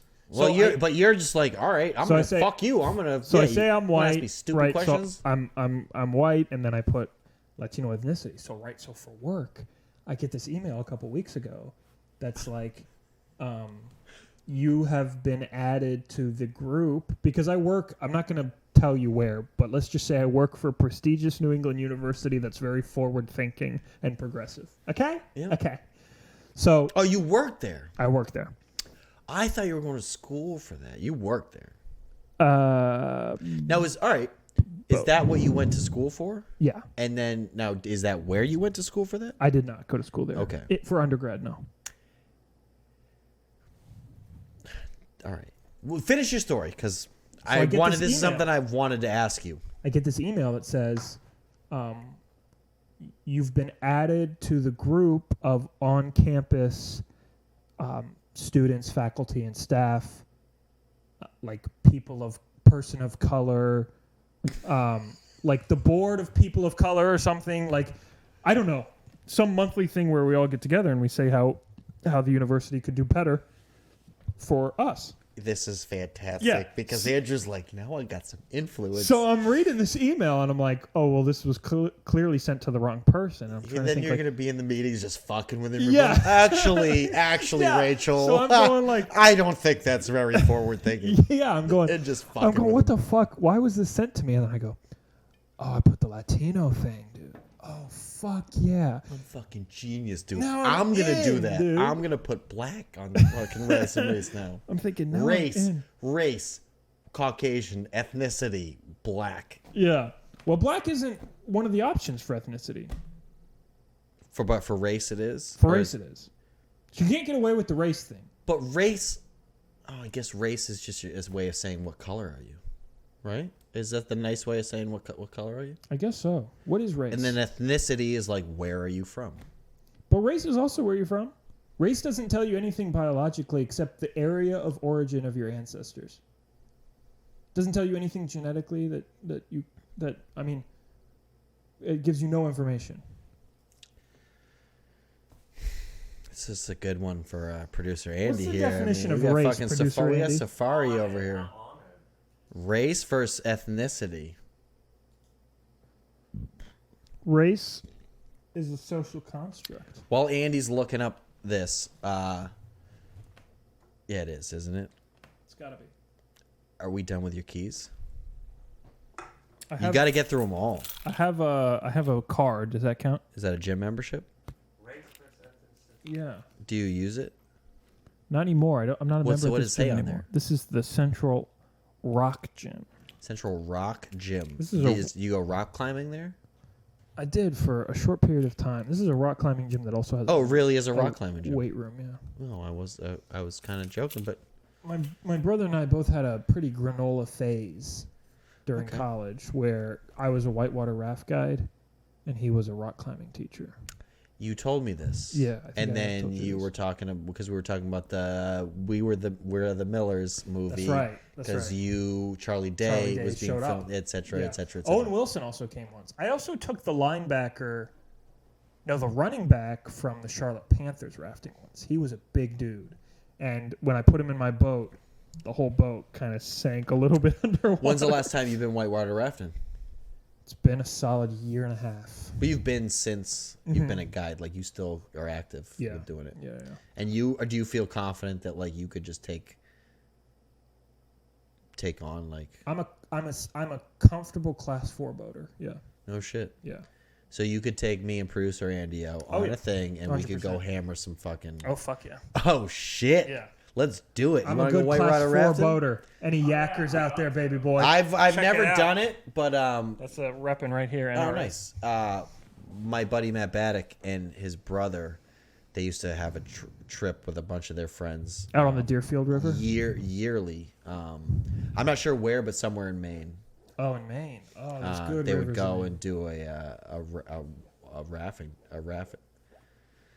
All right. Everybody knows once I get 2 drinks in, I have a stroke and I can't fucking talk all of a sudden. They would go rafting Attaboy. and the rapids. I was like, I had rapids and raft in my head. They went so I was rapping like, in the I was like, rapids. what's after the RA? What letter do I say now? I don't know. What word do I want to say? So Andy, race versus ethnicity. I can't read it. Unless you blow it up. We'll make it full size. Blow it up. Let's see if we can. No, this is a I good. can read it. This is a good experiment for the future of the show. Like, try making Maximizing it? maximizing it. The green button on the bar.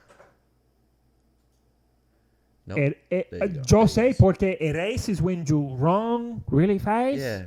Oh, shout out to Rich Condon. He has he has very funny like punny jokes. Oh, yeah. Shout out Rich. Shout out Rich. If you go by Rich or Richard or Dick or My Dickie. former producer Rich. Oh, did he get fired? He didn't get fired. It just we went separate ways, I guess. Yeah, we had Whatever. different creative. I still consider Rich a friend. Rich is hilarious. I think he's hilarious. Shout out But his joke is and he says it differently, but I'm gonna say it the way I think it's funniest. He goes, "I'm a racist. I'm just not that fast." Doo-doo-ch. Anyhow, Okay, so what does this say?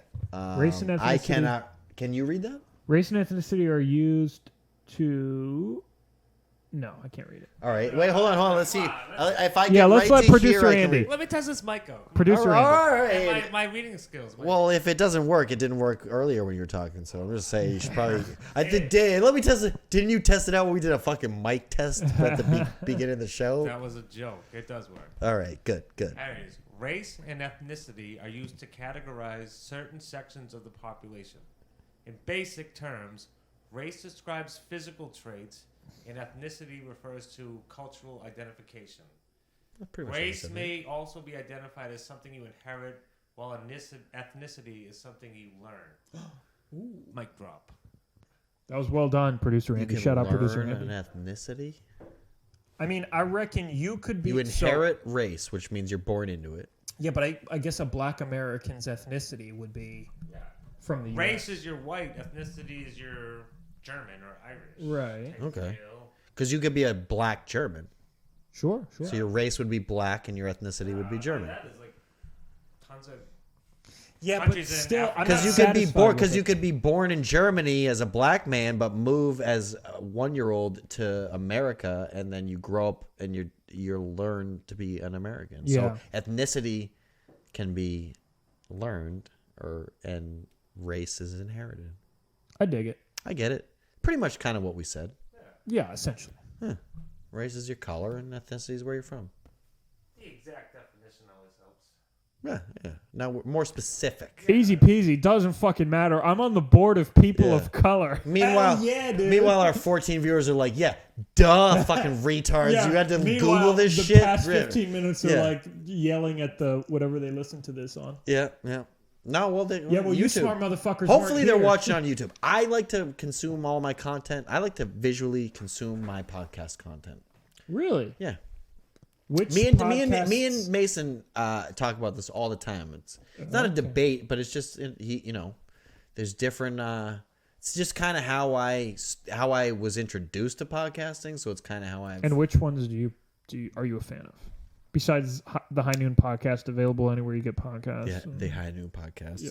High Noon. The High Noon podcast with Mason Smith and myself. Yeah. Available Which is- wherever you get podcasts. It's been plugged. Trust me, it's been plugged, and it will. And you'll get another Okay. chance. You'll get plenty of opportunities. What to are you a plug. fan It's of? Sorry. I like,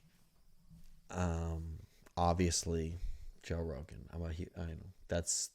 So how it started was, I'll give you the lineage of my podcasting experiences. It started with, I got into Gary Vaynerchuk. He's the guy that always looks worried, right? With the forehead. Yep. Guys, I'm going to tell you something. This is how you be positive. Yep. That guy? Yeah, exactly. So his Instagram is just like get off your ass. It's more for young kids, but he's also got like his like on iTunes or whatever. Like if you listen to his podcasts or his YouTube content, listen to his keynote speeches talking about business. Like there's real practical advice that you can find, not just that motivational bullshit. Right. Then he was on Joe Rogan. And then me and Andy and my brother on lunch breaks on Pandora, we'd played like comedy. We just listen to comedy on our lunch break for an hour while we eat our lunch. So Joe Rogan Radio, that's how we got introduced to Joey Diaz, et cetera, et cetera. So like that whole sect of comedians, the Burt Kreischers, Right, the LA Tom crowd. Segura's, the Joey Diaz, Joe Rogan, just pretty much comedy in general. Kind of bounce around. So, right, Gary V. So then from Gary V was on Joe Rogan. I was like, oh, this is kind of cool. And then from watching that on YouTube, you get the prompts, And so Neil deGrasse Tyson was on. Right. And then so driving to my mother's house in Vermont, I listened to a 3-hour Neil deGrasse Tyson podcast. I was like, this is fucking cool as shit. So that's how I got into the whole Joe Rogan thing, was from Gary V and Neil deGrasse Tyson. So then I got into Joe Rogan. From Joe Rogan, then you get introduced to like the Sober October. You find out about Burt Kreischer and Tom Segura. And you kind of know who they are because you see them. You watch their special. And then it just rolls from there. So from there, it's gone from Joe Rogan to... was pretty much the only podcast I really listened to. But I didn't listen to it, I watched it. So it became my Howard Stern. I used to listen to Howard Stern religiously because, the ride to work, and then sometimes in the morning while you're at work on at construction, you listen to talk radio. You need music right away. So I was a big Howard Stern fan. So Joe Rogan kind of replaced Howard Stern as my ride into work, and then on my lunch break, instead of comedy, now I'd fucking watch those podcasts. Then it went to Your Mom's House, Two Bears, One Cave, pretty much anybody in that comedy scene. Dabble in and out of this past weekend. Really only when he's got guests. You don't like the rambly Theo? The fighter, no. Yeah. The fighter and the kid. Here Opinion and there. on Chris D'Elia. I don't know enough about the whole thing, but honestly, from what I mean his podcast. oh, Everyone I know either hates it or loves it. It's his character. Like it's his character. He sells that character. He really sells that character. He's good at that. Yeah, his whole. And I think he's I think he's hilarious. I think he's a funny person. Yeah, he's a funny person for sure. Definitely. But he's definitely sells that character. Yeah. And I mean, like, dude, if you're a comedian and you don't have an ego, like, you're not gonna. I don't think you can be successful. Sure. Yeah. You have to have an ego. Why most of us are doing this? Yeah, exactly. We're not all. So, yeah. Long story long. Pretty much, it's tough to get because I don't listen to him. Like Mason listens to him all day at work. Yeah. I watch him. So I'm only doing it, like I listen to music at work and then on my lunch break I'll watch it. But I'm not going to watch it when I'm at home. Like I'm watching movies. I'm watching the best, Queen's Gambit, fucking etc. You name it. Right. I'm trying to, there's too much, by the way, Hollywood and America, there's too much fucking content. Like I can't keep up. Well, you gotta watch this. You gotta like, dude, I can't even. I'm not even fucking caught up with everybody. Stop making shit. Everybody stop watching shit unless you're watching Woody Two Shoes and High Noon. Yeah. Other than those two, stop watching everything. Just fucking take a break. Take a break. Yeah, because except for Woody Two Shoes, everywhere you get podcasts. I would love to check out High Noon. There's some of Sam Buck's episodes I'd like to, but I don't even get to them. I'm just like. I feel bad because I'm like, I kind of want to check this out. Don't feel bad because people say to me all the time, you should listen to this podcast. And some of the time it's one that they're recommending, and some of the time it's their own podcast. And I go, oh, yeah. Of course we would. Oh, for sure I would. By the way, don't listen to this. Never do. Don't listen to this podcast. That's going to be my strategy. No, listen to this podcast. No, it's the, I can't remember the Reverse Psychology. All in on Reverse Psychology. Do not watch this. Do not listen to this podcast. Yeah. Do not watch this podcast. Don't listen to this podcast unless you want everything that you ever dreamed about in your entire life that was ever good to come true. No, we don't even have to do that. Like, this podcast sucks. If you watch this podcast, like, why would you even pay? Like, it's gonna be shit. Yeah, it's not worth the shit, dude. Don't do it. Don't do it. But if you had a box in front of you that said "Do not open this box" and it was just sitting there, how are you not going to open the fucking box? If it says "Do not open," yeah, I'm opening it. Yes. However, do not open it, or else. Or if it says "Don't stick your dick in it," I know it's not the same thing. I'm just saying there's ways you can phrase something. Well, yeah, of course. If it's just if it's just open it, I can stand to the side and open it. Well, I don't need to find out. That's context is everything, dude. I don't need to find out that bad. Like, don't stick your dick in it. Like, I don't need. Yeah, it's fine, dude. I've stuck my dick in plenty of other different things. I don't need to find. You know what I mean? Like this one thing. I don't know. Whatever, I'll pass. It depends on the box. But like, dude. do not open. Like, just pure like. Do not Infinite open mystery. Sounds tempting. Do not stick your dick in it. Sounds like a fucking serious warning. Like, don't stick your dick in this. Yeah. Do not open. Do not open. That's what I like. But do not open is the biggest. Is the same warning. It is the same warning. It could even be worse. Yeah. But it's. Just but you're saying that you're opening it. It's the curiosity factor. I'm curious, George, dude. It's like we were talking about the movies. I have to know what happens next. Yeah. How are you going to go your whole life and not know what's in that box? It depends who is saying it to. That's essentially why I've done nothing with my life, is because there's so many things I want to do. It's almost like paralysis by analysis type of shit. It's like I can't even. There's so many things I can't even do the one thing because I'm afraid it's gonna take away from time of doing the other thing. That's like what? It's fucked up. I'm fucked. I'm weird. No, that's a normal thing, dude. Creative people are like that in general. I'm not blowing smoke up your ass because you're here, but creative people never know what to focus on because they're interested in everything. You're interested in everything, literally everything. Like so many. You things. Just referenced theoretical physics a couple times. You're not going to get a degree in theoretical physics. No, but I have theories on But you're things. interested in it. Yeah, I want to like DM Neil deGrasse Tyson and be like, "Can we have a discourse on this?" So you just gotta because ask I people- think you might be overlooking something. Like I really do think that like Yeah. you're talking about electrons and how they jump and they randomly just fucking Yeah. whatever. And if you observe it, you can't really tell if you're observing. Like you can't observe it correctly because the act of observing it and hitting it with protons changes how it acts. Yeah. So you actually really don't know how an electron. Yeah, let him know. Acts. I'm sure But- he'd be excited to try that out. No, that's what I'm saying. Yeah, thank you. But this is my point. There's too many fucking things. But you gotta. Yeah, it's easy. It's tough though because you just gotta add a team around you of people that are good at different shit because people like us aren't good at focusing. So you just gotta add. You gotta have producer Andy and you gotta have. Yes. I'm not going to I'm ask so no physiology, but I stayed at a Holiday Inn last night. So Neil deGrasse Tyson. Yeah. I think he missed a step here. Fuck you, Neil was- deGrasse Tyson. You No. ever been to a Holiday No. Inn? The reaction On of a- that guy's face was like, No. oh my god, get the fuck. yes. Well, listen to the theory though. Sounds more like a hypothesis too. It's not a theory. All right, time. Well, time is relative though to like size, gravity, all that shit.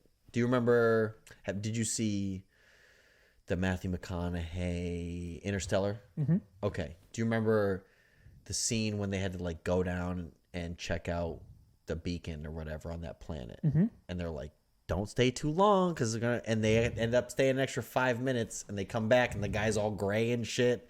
And it's like 40 years later, and it's like, you know, they were expecting he was expecting they're gonna be gone for like 4 years. It's like 26 years later, and he's like, I almost gave up. And they just were down there for 15 minutes because like time's relative to size, gravity, et cetera, et cetera. So my whole thing is, because I didn't hear Neil deGrasse Tyson say it, I was like, maybe you fucking, you know, I'm not saying I'm smarter than Neil deGrasse Tyson, You probably are. but no, this is how science works, dude. Some dummy just is like, well, as a theory, and then that people actually experiment on it. I'm not saying I'm going doing these experiments, right? But listen, just hear me out, because it's not that crazy. So an electron, they talk about how they just pop, like they just appear in random spots, and like the electrons here, then all of a sudden it's here, and they don't know how, and but they can't really observe it because if you hit it with light, and again, bro science, I'm butchering this. My theory was based on what they say. I was like, what if an electron is just a little Big Bang? Because they say like the universe started at like the size of a thing, and then boom, and they're saying it's expanding, ever expanding. But they think that it's going to get to a point where it like goes It has back. to recompress. Right. Okay. What if we're just a giant electron? Who? Like the universe. multiverse, etc. What if an electron is a tiny little universe, and in it popping up and like bursting there, or then showing up here, inside, if you were to scale, if an electron's the size of to scale our universe, then if you existed inside of that electron, the time that it expanded, like, you know what I'm saying, like that would play out as almost infinity. Gotcha. Do you get what I'm saying? Like, Oh, I'm with you. 100%. you get like theoretically. However, you're gonna totally make me sound like a dumb. Now you're no, gonna put me in I'm my not. place. I'm not. I'm asking you a question to All right. test your theory. All right.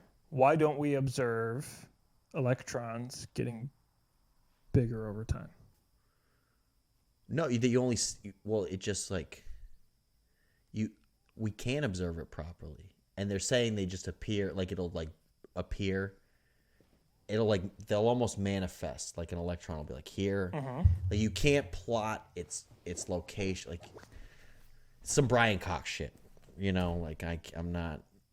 And again, I'm so far removed from the time where I was actually But like you're onto listening to something. them Yeah. that I'm not gonna be able to like explain the electron and what they were talking about observing it. So if we live, But in the moment, I was like, well, what if, like, you know, like imagine, because like the relativity, time, space, etc. Like the size of an electron, if you were the size of us compared to the size, you know what I mean? Yeah. The size of us compared to the universe inside of that electron's the size of the unit. It's the same thing as like a Big Bang, because essentially it's a spontaneous combustion. It's a tiny little Big Bang. And there could be whole civilizations that evolve, die, whatever, inside of that on a quantum scale.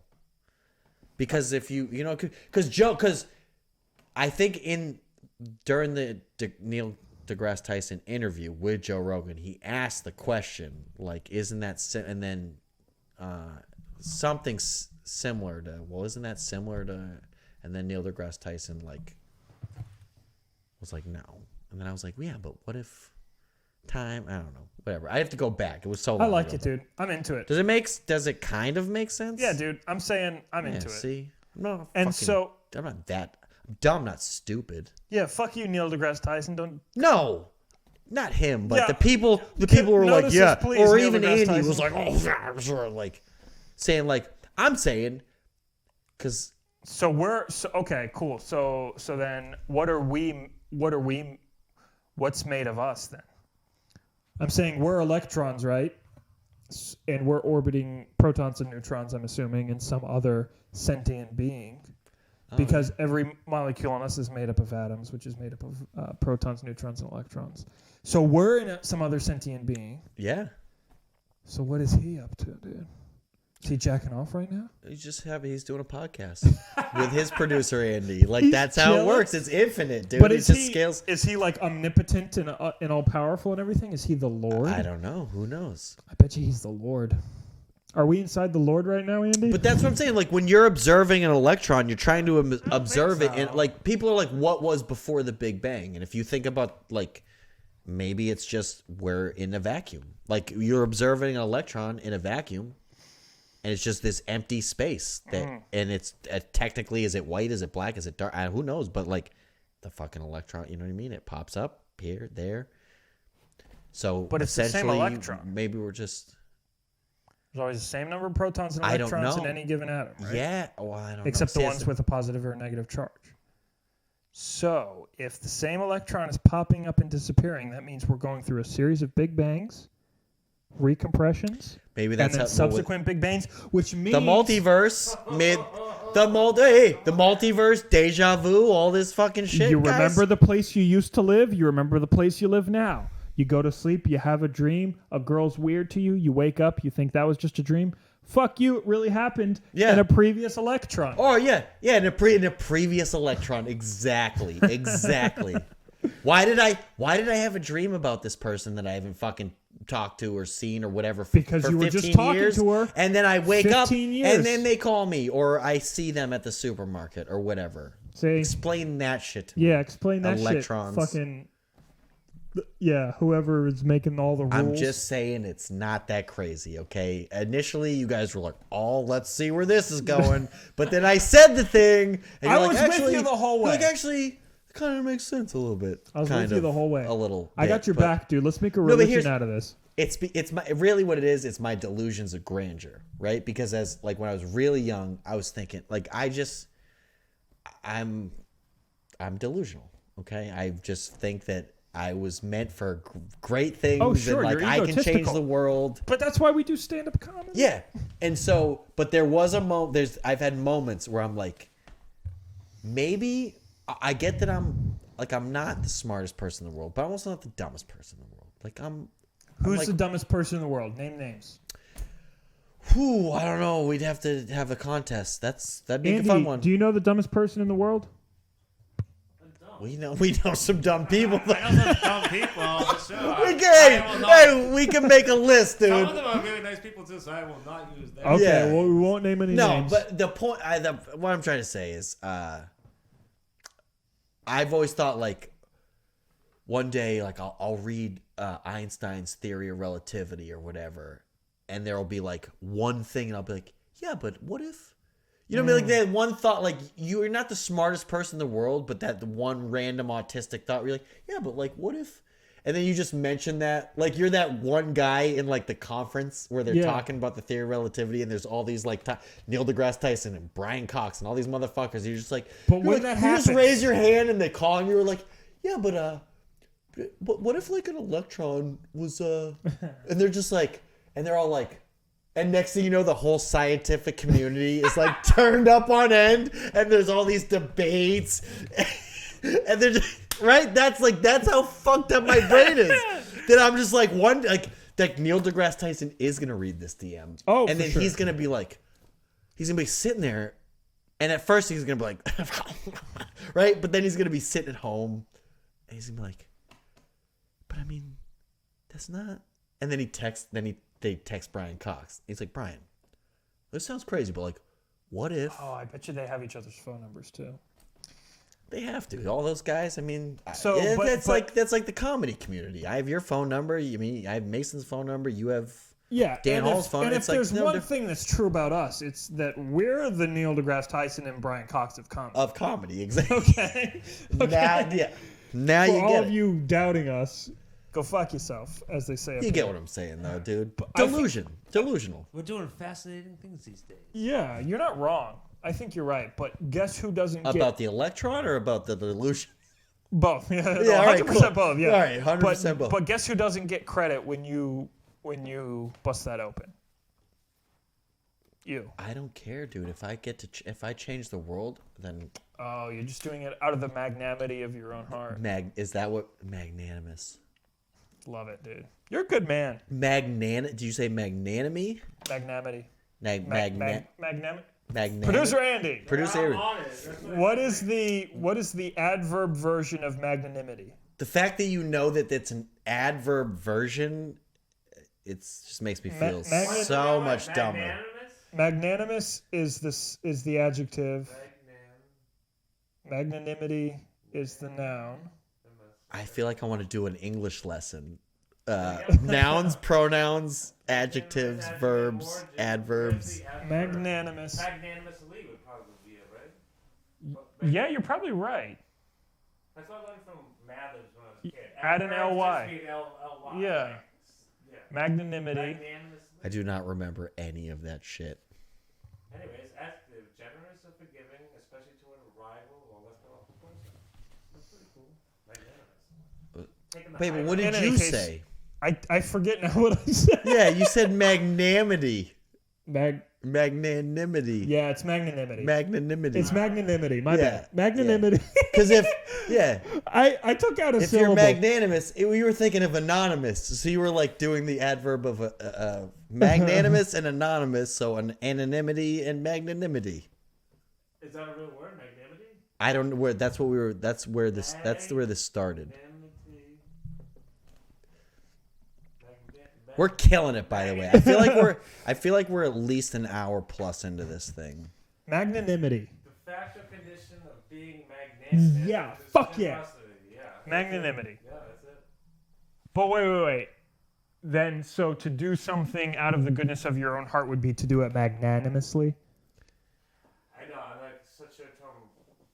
What did magnanimous mean again? Like to take the Magnanimous is... To be generous, like it's like generosity essentially. Like you're.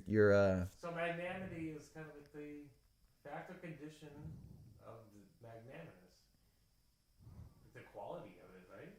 Yeah, I think Does so. that make sense? That's a new word for me. Bottom line, Andrew used it in the right context, and it is actually a word. You got my back, dude. Yeah, it is actually a word. What's our time limit here? I can't see the bar. The coats are in the way. Feels like an hour and 12 minutes. Producer, you're way off. It's actually an hour 42 minutes, and I don't know if you ever fully did the whole key thing. No, listen. But do you want to do this the is. other thing? We're gonna do the other thing, and then I feel like the other thing is a perfect thing to do right before we wrap it up. I feel agree. like it's like a good ending segment. I agree. I don't know what the other thing is, but I Well, agree. we usually do like an hour and a half ish. So I must be the Well, I best did person you know. 217 with Dan. Oh. And we're hour 42 into this. So And dude, I there's gotta no beat Dan. Yeah, there's no time limit. Yeah, baby. But like Yeah, when we get rolling, we're having fun. I can give a fuck about the time. It's Fuck just yeah. like the way I see it and the way I consume content is, or I just know people too. Is it riveting? No, people have a short attention span. I'm lucky if people are going to watch this for 5 minutes, nonetheless, the entire fucking hour and a half. So until I'm interesting enough that people are actually going to like retain their attention with this thing, what's the fucking point of doing 3 hours or because I remember people were like, oh, let's go, I don't mind, I'll do I'm like, we're not doing fucking 3 hours, dude. This is not like, no one gives a fuck enough that they're gonna watch for 3 hours. So I'm trying to keep it short to where maybe you do get sucked in for a half an hour to an hour. So in my mind, keep it an hour 20, hour and a half. But That's a good call. With that being said, I mean, shit, like, we can go 5 hours. Like, I don't give a fuck. I got nowhere to be. I'll go. We'll just do part 1, part 2. I got a wife. I could fucking care less. Yeah, I got a wife that has no problem going to sleep without me. All right. Well, there you go. Yeah, it's actually an issue. For you? Sounds like a blessing. Yeah, you're like... She's gonna call me a cunt when I get home. Full circle. Before we get into this, Andy, could you get me? Could I get a? Are we placing orders? Yeah. Do you want to? Okay, cool. Just this is not good content, and we keep getting up and. Could I get the loaded? Would you like? I'd like the loaded nachos, please. Loaded nachos. No, I'm kidding. I'll have what you're having. What are you having? Well, you can have another White Claw. I'll have that. I feel like switching to a Sam Adams from a White Claw is kind of a. Probably not a good call. Yeah. I think it's raspberry and mangoes left. I'll take el mango, por favor. Raspberry or grapefruit? Oh, sorry. Grapefruit, por favor. He's like, just not raspberry. Yeah. Pretty much. Sounds like. Anything citrusy. Thank you, sir. Pass the line. I'll pass the line. I appreciate that. Producer Look at this Andy. dude. He doesn't fucking stand Thank off you, the sir. camera. How much do you pay him? As of right now, dump runs. We do dump runs every Saturday I like to before the make it podcast. awkward. But I am going to start paying him a little bit. Yeah, an undisclosed amount, but Undisclosed, huh? We're not. I know what he disclosing makes an hour, and we do about an hour and a half. So I'm not gonna insult him. You're a good man, Charlie Brown. Well, yeah, but Sam Buck made a good point. It's like, I mean, he's I've known him for 18 years of the 37 years I've been alive. You're 37? Yeah. You look so good for 37. Thank you Are you so fucking much. with me? People say that all the time. No, I'm really 37 years old. You're 37. Yeah. If I took my hat off, well, first of all, Take your hat off. Well, I'm gonna look like George Washington because I got the fro, and when I get hat hair with the fro, It comes out on the side. yeah, it comes out on the sides. So I look like Sam Adams. If you told me that you were 27, I'd believe you. People say that, but gets real gray here, and right here's thinning a lot. So when I cut it short, Fennon, oh yeah, thinning big time. I'll have a Well- full head of hair my whole life, but we're all destined for. Oh wait, did you just say you'll have a full head of hair? not full head of hair. But Good I hair. will have like both my grandfathers had. My grandfather on my dad's side, full head of hair, went white, and then my grandfather on my mother's side, who I take after, I think he went a little bit back here, but like, and then the widow's peak, like, or whatever it's called, like Yeah. this crawls back, Yeah, but still had that's curly. the move. You got to go white, dude. That's the only way that you can ever be taken seriously. I got some serious salt and pepper going on Fuck right now. yeah, It's dude. really the grays Pretty are soon, really people starting are to going fill to in. start asking you for advice, and you're going to be like, "What's going on?" And then you'll be like, Yeah. Like if I took a photo, like if I just woke up with all my hair and I took like a selfie and I was like, hey, world, you'd be like, that guy's in his 30s. Like easily. "Well, just don't do that But- then, and then you're safe." Thank you. You flatter me. I tell people my age and a lot of times I get, holy shit, I can't believe it. Andy too, though. Producer Andy. Producer Andy. You would definitely not believe Producer Andy's age. He's 32, obviously. No, I will be 43 next. Jesus Christ. 43. What is keeping you men so virile? What The cold air and construction. cold air and construction. All I right. don't know. I don't know I'm what quitting it is. my job on Monday. No, I don't know what I it And do is. it's your believe- fault. I do believe fresh air. Neither of us have ever been married. No kids. No. No marriage. kids, no marriage. That's That's a it. big deal. I'm Okay. telling you. No That stress. definitely keeps. Keeps you young. Yeah, you start putting president years on when you get married with kids, dude. You turn to Oh, man. Barack Obama, dude. The Well, grades. I guess this isn't a good time to quick. announce my wife's pregnancy, is it? Yeah, it is. I'm just kidding. I'm kidding. Who the fuck just told me? Because I was gonna say, didn't you just tell me that recently? Like, somebody's pregnant. Somebody is. Who's If we get pregnant, Who's having a kid? I'm trying to I think. don't know, but I'll name him Thatcher. How's that? Somebody, no joke. I think somebody named their kid not after me, but like they thought the name was so cool that they named their kid Thatcher. It's a strong name. I think I swear to God. I mean, you know how like your memories get so like diluted when you're young. Like Yeah. your younger memories, you're like, oh, I remember, but it's not. Oh yeah, I block it all out. But I did the YD. So you know that there's a huge wooden bat, like a summer league, baseball league. Do you know that? Blah blah blah. Wooden what? This is the summer baseball league on Cape Cod. Each town has like a team. Oh. They used to be named after pro teams, but MLB is so fucking gay that they're just like, licensing, and you can't have the fucking Orleans Cardinals. Like, come on, are you fucking serious, really? So the Red Sox, I think, because just it's a Massachusetts team, the YD Red Sox still are the YD Red Sox. But other than that, Are you on the team? no, it's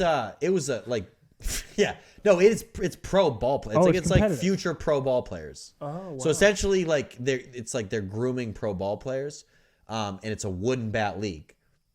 What does So that mean? coming out of college, all college players play with metal bats, aluminum bats, but the pros play with wood. So there's no real way to get like the pro experience before you join the pros, unless there's a wooden bat league to play in. And I don't Because know. wooden bats are heavier, right? A It's little? not. No, it's not about the. No, they're generally the similar weight. Well, no, wooden bats actually think. Yeah, no, aluminum way lighter. Yeah, absolutely, for sure. Not even close. So why the difference? Tradition, like that's how baseball was played. Okay. But the game evolved, and technology evolves, and bats get So- better. But the pros stick to MLB tradition. will never use aluminum, No, fuck no. but college always does, or sometimes uses. Oh wood? no, always aluminum. Wow, I never The knew. Cape Cod Baseball League is by far the most elite summer league In college the world, players. like in the Wooden bat. world, in the world. in the world. And Huh. with that. It's a like you. Nomar Garcia Parra, Mo Vaughn, They're like Roger you- Clement, just all-stars, tons of yeah. people, Tom Glavine. So essentially, these kids get drafted at age 20. They're still then they in. They're get still in groomed for the college, MLB. but in their summertime, they'll come play in the wooden bat league, and they have hosts. So it's like the same thing as like a foreign exchange student. They have Yeah. host families No who like shit. will like put them up and stuff. And so it's a big fucking deal, dude. There's big crowds. That's Like incredible. it's really awesome. It's That's fun to cool, watch. man. But the YD Red Sox used to have like a summer camp every year, and my grandfather would have me in it every year, to the point where, as one of the younger kids in the thing, I was doing like leading the calisthenics and shit like that. Yeah. And I think the coach of the team named his kid Thatcher. No way. Because I swear and this is one of those like, who knows if I'm just remembering it incorrectly or whatever, but I swear years and years later, I remember hearing them like introduce their who knows or whatever, or like remember him saying like, oh, that's such an awesome name or blah, blah. Anyway, Doesn't matter. ego, Keep whatever you want to call it. That's it in my your head. that's my truth, and I'm fucking sticking I like to it. dude. The Keep coach it, dude. named his kid Thatcher because he thought it was such a cool name. Because you were leading the shit out of those calisthenics, dude. Dude, I fucking killed it, man. Are you kidding? Jumping jacks, fucking stretches. I don't even remember High what we used to do. knees. Yeah, high knees, all that shit. So we're gonna do this last thing. Fuck yeah. And then this is a new segment as of 2 episodes ago. So I'm fully and by the prepared way, to be the best version of it. I love Mason, but I wasn't the biggest fan of his particular because the producer. Was it show how big your dick is? 'Cause I Yeah. understand. Poor It's guy. like, He's listen, good at other things, though. He's good at other things. Was it show how big your dick is or count from 1 to 10 in English? well, we tried both. Fuck. See, those are the only 2 things he can't do. Yeah. See, if only you'd called me before, I would have thought of something. Yeah. But, Poor guy. No. Hey, guys, follow Mason everywhere you So get, no, we do fuck, marry, kill, because it's a good old classic. And but I have the producer Andy come up with our scenario. I like that it. way I'm not sitting like I don't already like I'm like thinking about it the whole time or Okay. whatever. So like it's So completely it's like completely- random. I don't know what's going on. Neither do you. But last week Mason did Donald Trump, Betty White, and Roseanne. Ooh. And I was just like, it's such a loaded question because you can't like Easy peasy. If I'm fucking Donald Trump, I'm marrying Roseanne, and I'm killing Betty White. Next. Oh, all right, there you go. Boom. Well, we did it. Well, no, this did come up. I think Dan Hall also did. I think everyone would marry Roseanne. We had the logic of like, look, as a guy, why would you not marry Roseanne? Because if it goes wrong, you take the Tom route. I'm fucking But, Donald Trump because I like the way it would make me feel. Well, me and Andy wasn't here, but I think Dan Hall said the same thing. It was just like it's not a gay thing or anything. It's just purely male dominance, right? Like, No. I think he's sexy. oh, all right, there you go. I know you're doing a bit. Everybody knows you're doing a bit. No, but- I think he's very sexy. yeah. All right, It's a power thing, right? Sure. Let me just tell you this. We'll play So Fuck, anyway, this Marry, is- Kill, and Thatcher. I've never done this before. I've never had to think of it, and it reminded me of it today. I was when I got here trying to figure something out. So, anyways, you want to play Fuck, Marry, Kill? What I came up with? Yeah, it's not. Who goes first? Well, first of all, All right, you don't have to overthink it. Well, it wasn't. And I'm also, over and again, explaining. and like I told you, it doesn't always have to be people either. Well, good. It could be Oh. Good. it could be BMW, Mercedes, Audi. It could be Well, that's like good because I found the idea is, like for instance, Brianna Woodward. We did whoopie pies, oatmeal raisin cookies, and chocolate chip. I'm glad you're not doing that with me because I don't know what one of those things is.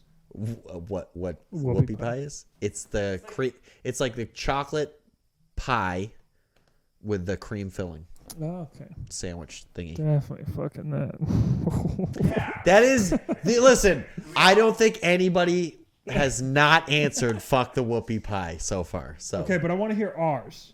yeah, we haven't even got to yours. I came up with it. Ready?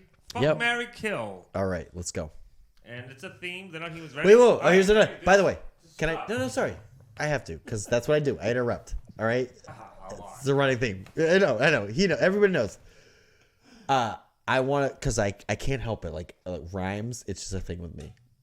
So with this segment, we're gonna start off. It's gonna be like, who will you fuck, marry, or kill?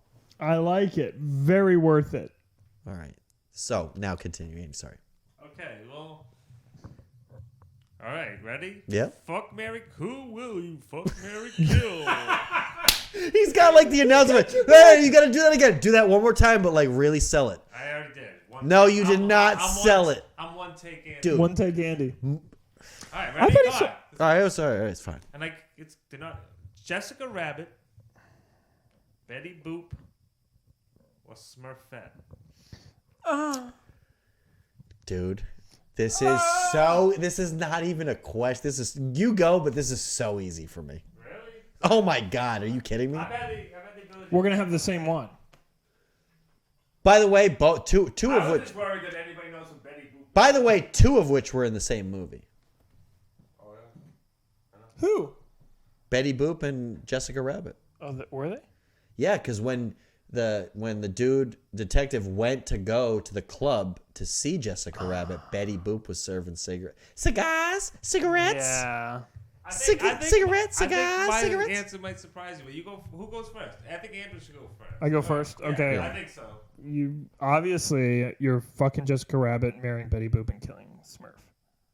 Okay. That's Are there any reasons behind the it, way the or- Lord intended. Yeah, Betty Boop would keep a cleaner house than Jessica Rabbit would for sure. She Okay, would. all right. Yeah, she would have. Now I get your logic. But Yeah, she would have a hot meal ready from time to time, whereas Jessica Rabbit would always be out on the town trying to entertain different exotic men from different countries. So you wouldn't be able to trust her as well. Yeah, dude, you're starting to change, dude. Trust You're, is huge. yeah. dude, You wouldn't be dude. able to trust her. She'd be a Dude, fling. Trust is She'd everything. be a fling, but Betty Boop would. Yeah, she'd have a white apron with flowers on it and shit. You'd come home and she'd go and she'd be happy to see you and she'd kiss you and stuff and you would say, well, I had a hard day at work, and she would go, that's okay, I still love you. And if you said that to Jessica Rabbit, she'd be like, I don't give a fuck, just show me what you're made of, which is fine for once, but not for a long-term relationship. I'm all about that stability. Okay. Yeah, she's like too hot. Yeah. She's You really are. Apologize about it. You're like constantly like feeling like you're always thinking. you're constantly feeling like you're not good enough Yeah, for her. nobody wants that. And Betty Boop, meanwhile, is a lovely woman, elegant with the corset, and now the voice would be hard to get past. However, there's something endearing about it. So yeah, that's my final answer. I like it. Yeah. All right, then. All right. For before I say anything, let me just say, kudos to producer Andy, dude. He Shout fucking out, producer he Andy. gets the idea of this game, and I was like the kid in the jukebox. I couldn't think of this is actually his first week doing it too, because the week one whoopie pie, oatmeal raisin, and chocolate chip was already predisposed. I was like, this is what created the idea, because my buddy, we're playing Call of Duty, and he goes, fuck, marry, kill, and then he just threw that scenario out. I was like, I'm doing it on the podcast. That's a fucking fantastic idea. It's a classic. Everybody loves it. It'll be a new one every week. Nailed it. But Andy, you fucking get it, dude. That's a good. You You're get up it. to bat. Quit stalling. He really got me considering my answer based on the whole Jessica Rabbit, constantly out entertaining different exotic men, et cetera, et cetera, et cetera. But then I had to remember. She's a vixen. No, but through and through, she's a loyal woman, dude. At the end of the day, you thought she was fucking philandering around, messing around. She was true through and through to that fucking goofy ass rabbit. Okay, so if she could be fucking loyal and true to that goofy ass fucking please Eddie, shaving a haircut, I'm saying. But maybe he had a lot of style. Kill Smurfette. I didn't even watch the Smurfs, but like her little weird blue fucking nose, all that shit. Like, oh, she's got blonde hair. Cool. Yeah, I'm a sucker. now that I'm I a think sucker of for it- blondes, but like, yeah, fuck off. Okay, Having a blue Smurfette's nose is gone, kind of dude. sexy. She's gone. I would absolutely fuck Betty Boop. Betty Boop. Yeah.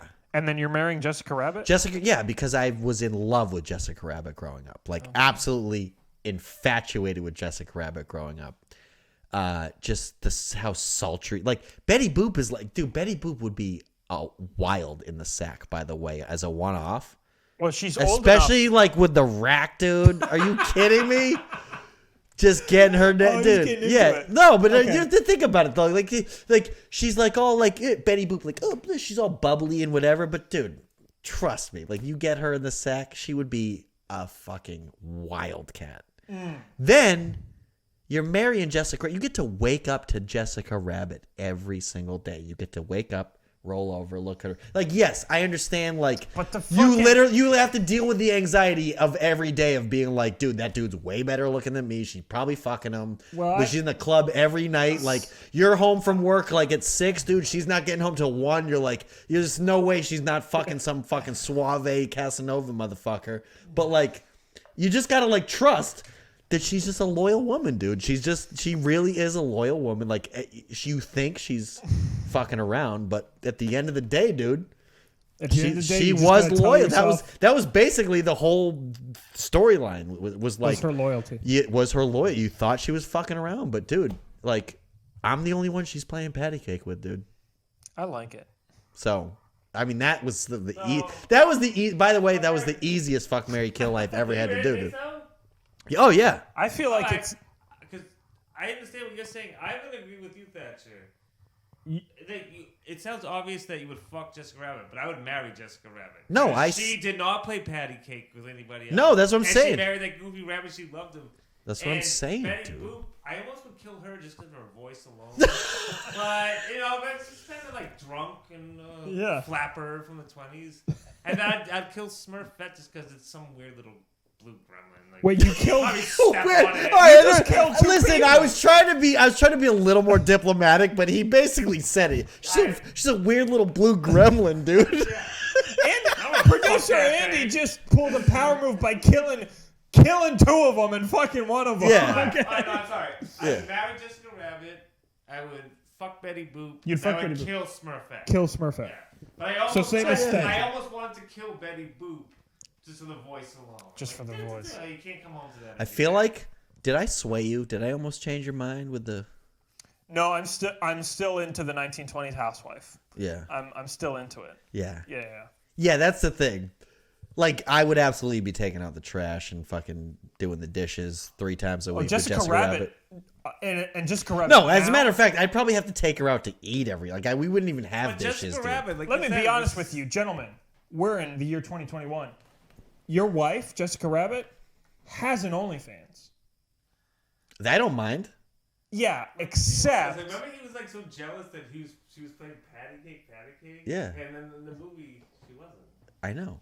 And I'm pretty much that's me in a nutshell, dude. I would be Roger Rabbit, dude. If I had a wife like Jessica Rabbit, I would absolutely be like, well, of course. Why wouldn't she play patty cake with someone else? Look at him. Look at me. Yeah. But what a great movie. Yeah, I'm gonna go home and watch some Betty Boop now. Some Betty Boop clips. Betty Boop's before all of our times. We might have a different age, but that's like the olden days, like black and white. Remember that one episode where she buys that workout thing, where it's like that band that like goes around your waist and makes you move back and forth. Yeah, and then she gets real skinny and she's walking out, and then she gets real fat. Oh yeah, baby. Oh, fat Betty Boop. I remember a Betty Boop episode specifically. You don't remember Fat Betty Boop? I remember Betty Boop herself, but I don't remember her actual episodes. That's crazy. But also the whole fuck thing about if you're gonna fuck Betty Boop. She was drunk. She was from the 20s, and she was yeah. She was definitely being prescribed cocaine. Yeah, she was being very awesome in 2021. See, yeah, that's the thing, though. Yeah, dude, you have to marry Jessica Rabbit because honestly, I bet you she's more conservative in bed, just because like she plays that character up, but she's probably just like, holds her titties, motherfucker. You know what I mean? She's like, well, that's what I would do in bed. Betty Boop just lets them fly. Yeah, man, that's what I'm saying, dude. Yeah. Usher said it, I think famously, that everybody wants a Betty Boop in the Jessica Rabbit in the streets. Put a Betty Boop in the sheets. Is that what is that the line? Half unconscious, half drunk. Easy, Cosby. Yeah, easy, Bill. Yeah, producer Bill. All right, so so we actually technically 3 segments. We end with a fun thing. Do you have the pad and the paper? It's right in front of the. Oh no. Something else. No, not the keys. We didn't even get through all your keys. I know, dude. That's how fucking awesome the key segment is. We've actually had a couple episodes where we don't even get through the keys.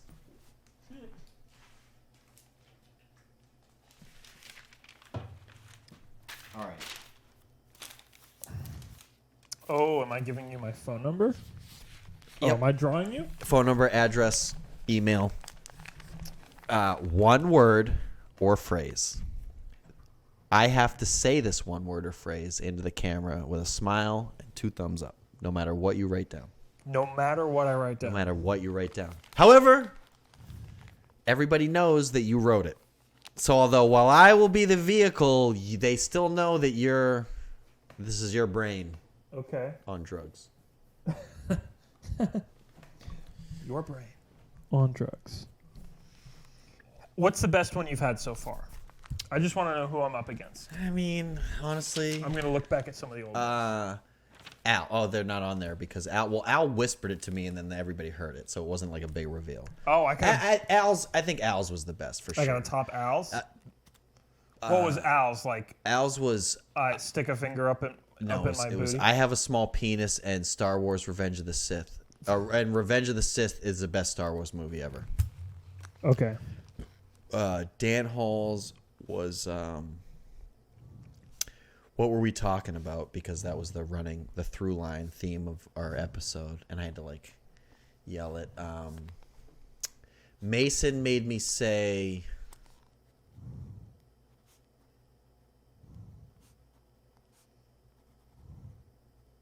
I swear to God, it was something about Betty White. Is he obsessed with Betty White? No. What did I don't Mason think she's make me come say? up. Oh, Mason made me say Nanette was the best comedy special I've ever seen, or something like that. No, he said Hannah Gatsby is the funniest. Something about Hannah Gatsby. He made me roast Hannah Gatsby. And did you do it?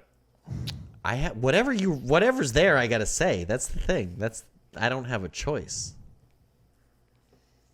You're Severin. The first episode I did with Sevi, he made me say some shit about turtle sex. Some weird. I don't even. He was like he got real cerebral with it. Turtle sex? Do Yeah. turtles have sex, or do they make love? It was like turtle. Oh, he's turtle sex. I don't know. Medium there. It was weird. Kind of fuck, kind of. I'm trying to think of. I don't even think, dude. Did we even end Brianna's episode with I don't remember. I don't think so. I don't remember, honestly. I figured. Did I fuck up and not end that episode correctly? I don't know. Can't remember what Brianna had me say, or if she I even. kind of feel like it did happen, but I don't remember what it was. That's weird. I'm drawing a blank. Crazy, dude. Short-term memory. It's weird. Like I don't know. It's I weird how that smoke a lot of goes weed at the age of but then at 27. the same time, like I have this like short-term memory problem, and I can't figure out why. Is this the final words of the podcast? Oh yeah. Thanks for having me. No, wait, no, they're not, because you are gonna plug anything that you would like to plug real quick. Okay. So, go for it. Plugs. Thanks for having me, first of all. Thank you for coming. I had a great time. By the way, this was a lot of fun. This was fantastic. Yeah, you can follow I me. would love to do 4 hours. I'm the type of sociable person where I would hang out forever with people. Can I come back? Literally forever. In that case, can I come back? Yeah. Andy, can you make a new Fuck, Marry, Kill? Yeah. That's part of my job. Hell yeah, dude. That's it. He has literally 2 responsibilities. It's fucking Google shit whenever we request it and have a Fuck, Marry, Kill ready to go. That's it. Then I'm coming back. Yeah, we already did the key jingle thing. Now it's a sound drop. Oh, well, that'll be the new responsibility. Is he'll have to around a half an hour click the sound drop. And then hopefully it's loud enough that we can hear it, so then I can be like, "Oh shit! Oh, hey, guest, did you hear that? What was that?" I can drop keys. I've done that before. No. Yeah, but you can follow me on Instagram at O_hubba, on Twitter at Drew Mangumashi, spelled like it sounds, on TikTok at Andrew Vickers 22, and you can listen to my podcast with the very funny Mason Smith. It's called The High Noon Podcast, everywhere you get podcasts. When you guys told me the name of the podcast, I was jealous. It's a good name. I'm such a fan of creativity. Are you a big fan of... And High Noon, I was like, oh man, that's perfect, because I know Mason smokes a bunch of weed, and it's got the whole Western theme on double entendre thing. Great graphic Fantastic. by the one and only very The talented fucking Matt graphic. MacArthur. Matt MacArthur, I don't know who Shout the out Matt fuck you MacArthur. are, but that graphic is so perfect He does for good work. It's basically a most wanted sign It's funny, with a man. little pot leaf in the middle of it, and then a picture of Mason and Andrew, and it's like it is fucking perfect. It's a good Be time, suited dude. for that podcast. So yeah, High Noon, check it out. I did a last week's episode, The week before. the week before. Yeah. Well, I was on the week before, but it just released. It just released. Yep. Yeah, This you had- week, actually, because Yeah. next week's is... Anyway, point is, fucking Go listen check to it Thatcher out. Wood I know on- you're on not Behind going to. You don't even exist. I'm talking to probably 11 people, but Yeah. Well, we love we'll you. grow. We're gonna grow. We're gonna grow. You'll be a reoccurring guest. I'm gonna have reoccurring guests That makes me happy. for sure. And eventually, I'd like to do a second podcast that's just a co-host, kind of like what you guys are doing without guests, though. I dig it. But I don't know who that fucking person's gonna be yet. But anyway, thank you for coming. This was Thanks for fucking having me, dude. fantastic. And with all that, Jesus. So this is by far the longest one. I said, It's one sentence. oh, it's a sentence. Oh, should I have done a word Well, or no. phrase? Well, in the future, I'll make it clear to the guests. Because I thought I said one word or phrase. I got carried away. But I don't know. Is a sentence a phrase? Is a sentence a phrase? It's just a longer. It's a longer phrase, right? I can also rewrite a phrase if this one's unsatisfactory. No, it's fine. Okay. It's fine. It's just I have like it's like I gotta. You got stage fright? I gotta like remember my lines. Normally I can just like read it and then like say it to the camera, but now I gotta Read like. it and then look up and do the thumbs up. But read it dramatically.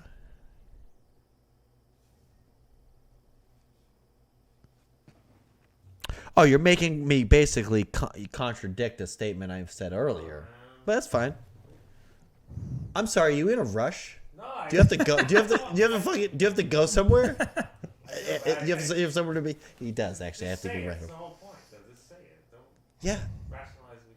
Right, sorry. I want to hear it. I'm on the edge of my seat, literally.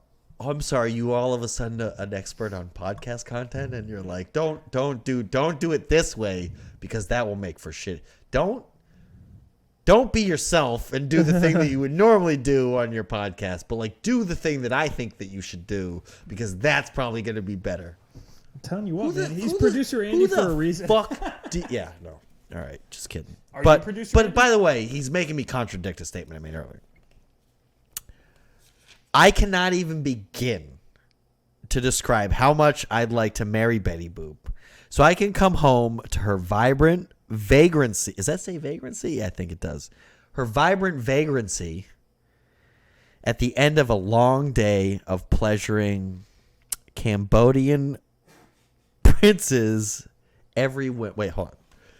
Am I? You're sucking off Cambodian princes. That's what I thought. Okay, I am the one who's several Cambodian pleasuring princes. Cambodian princes every whim.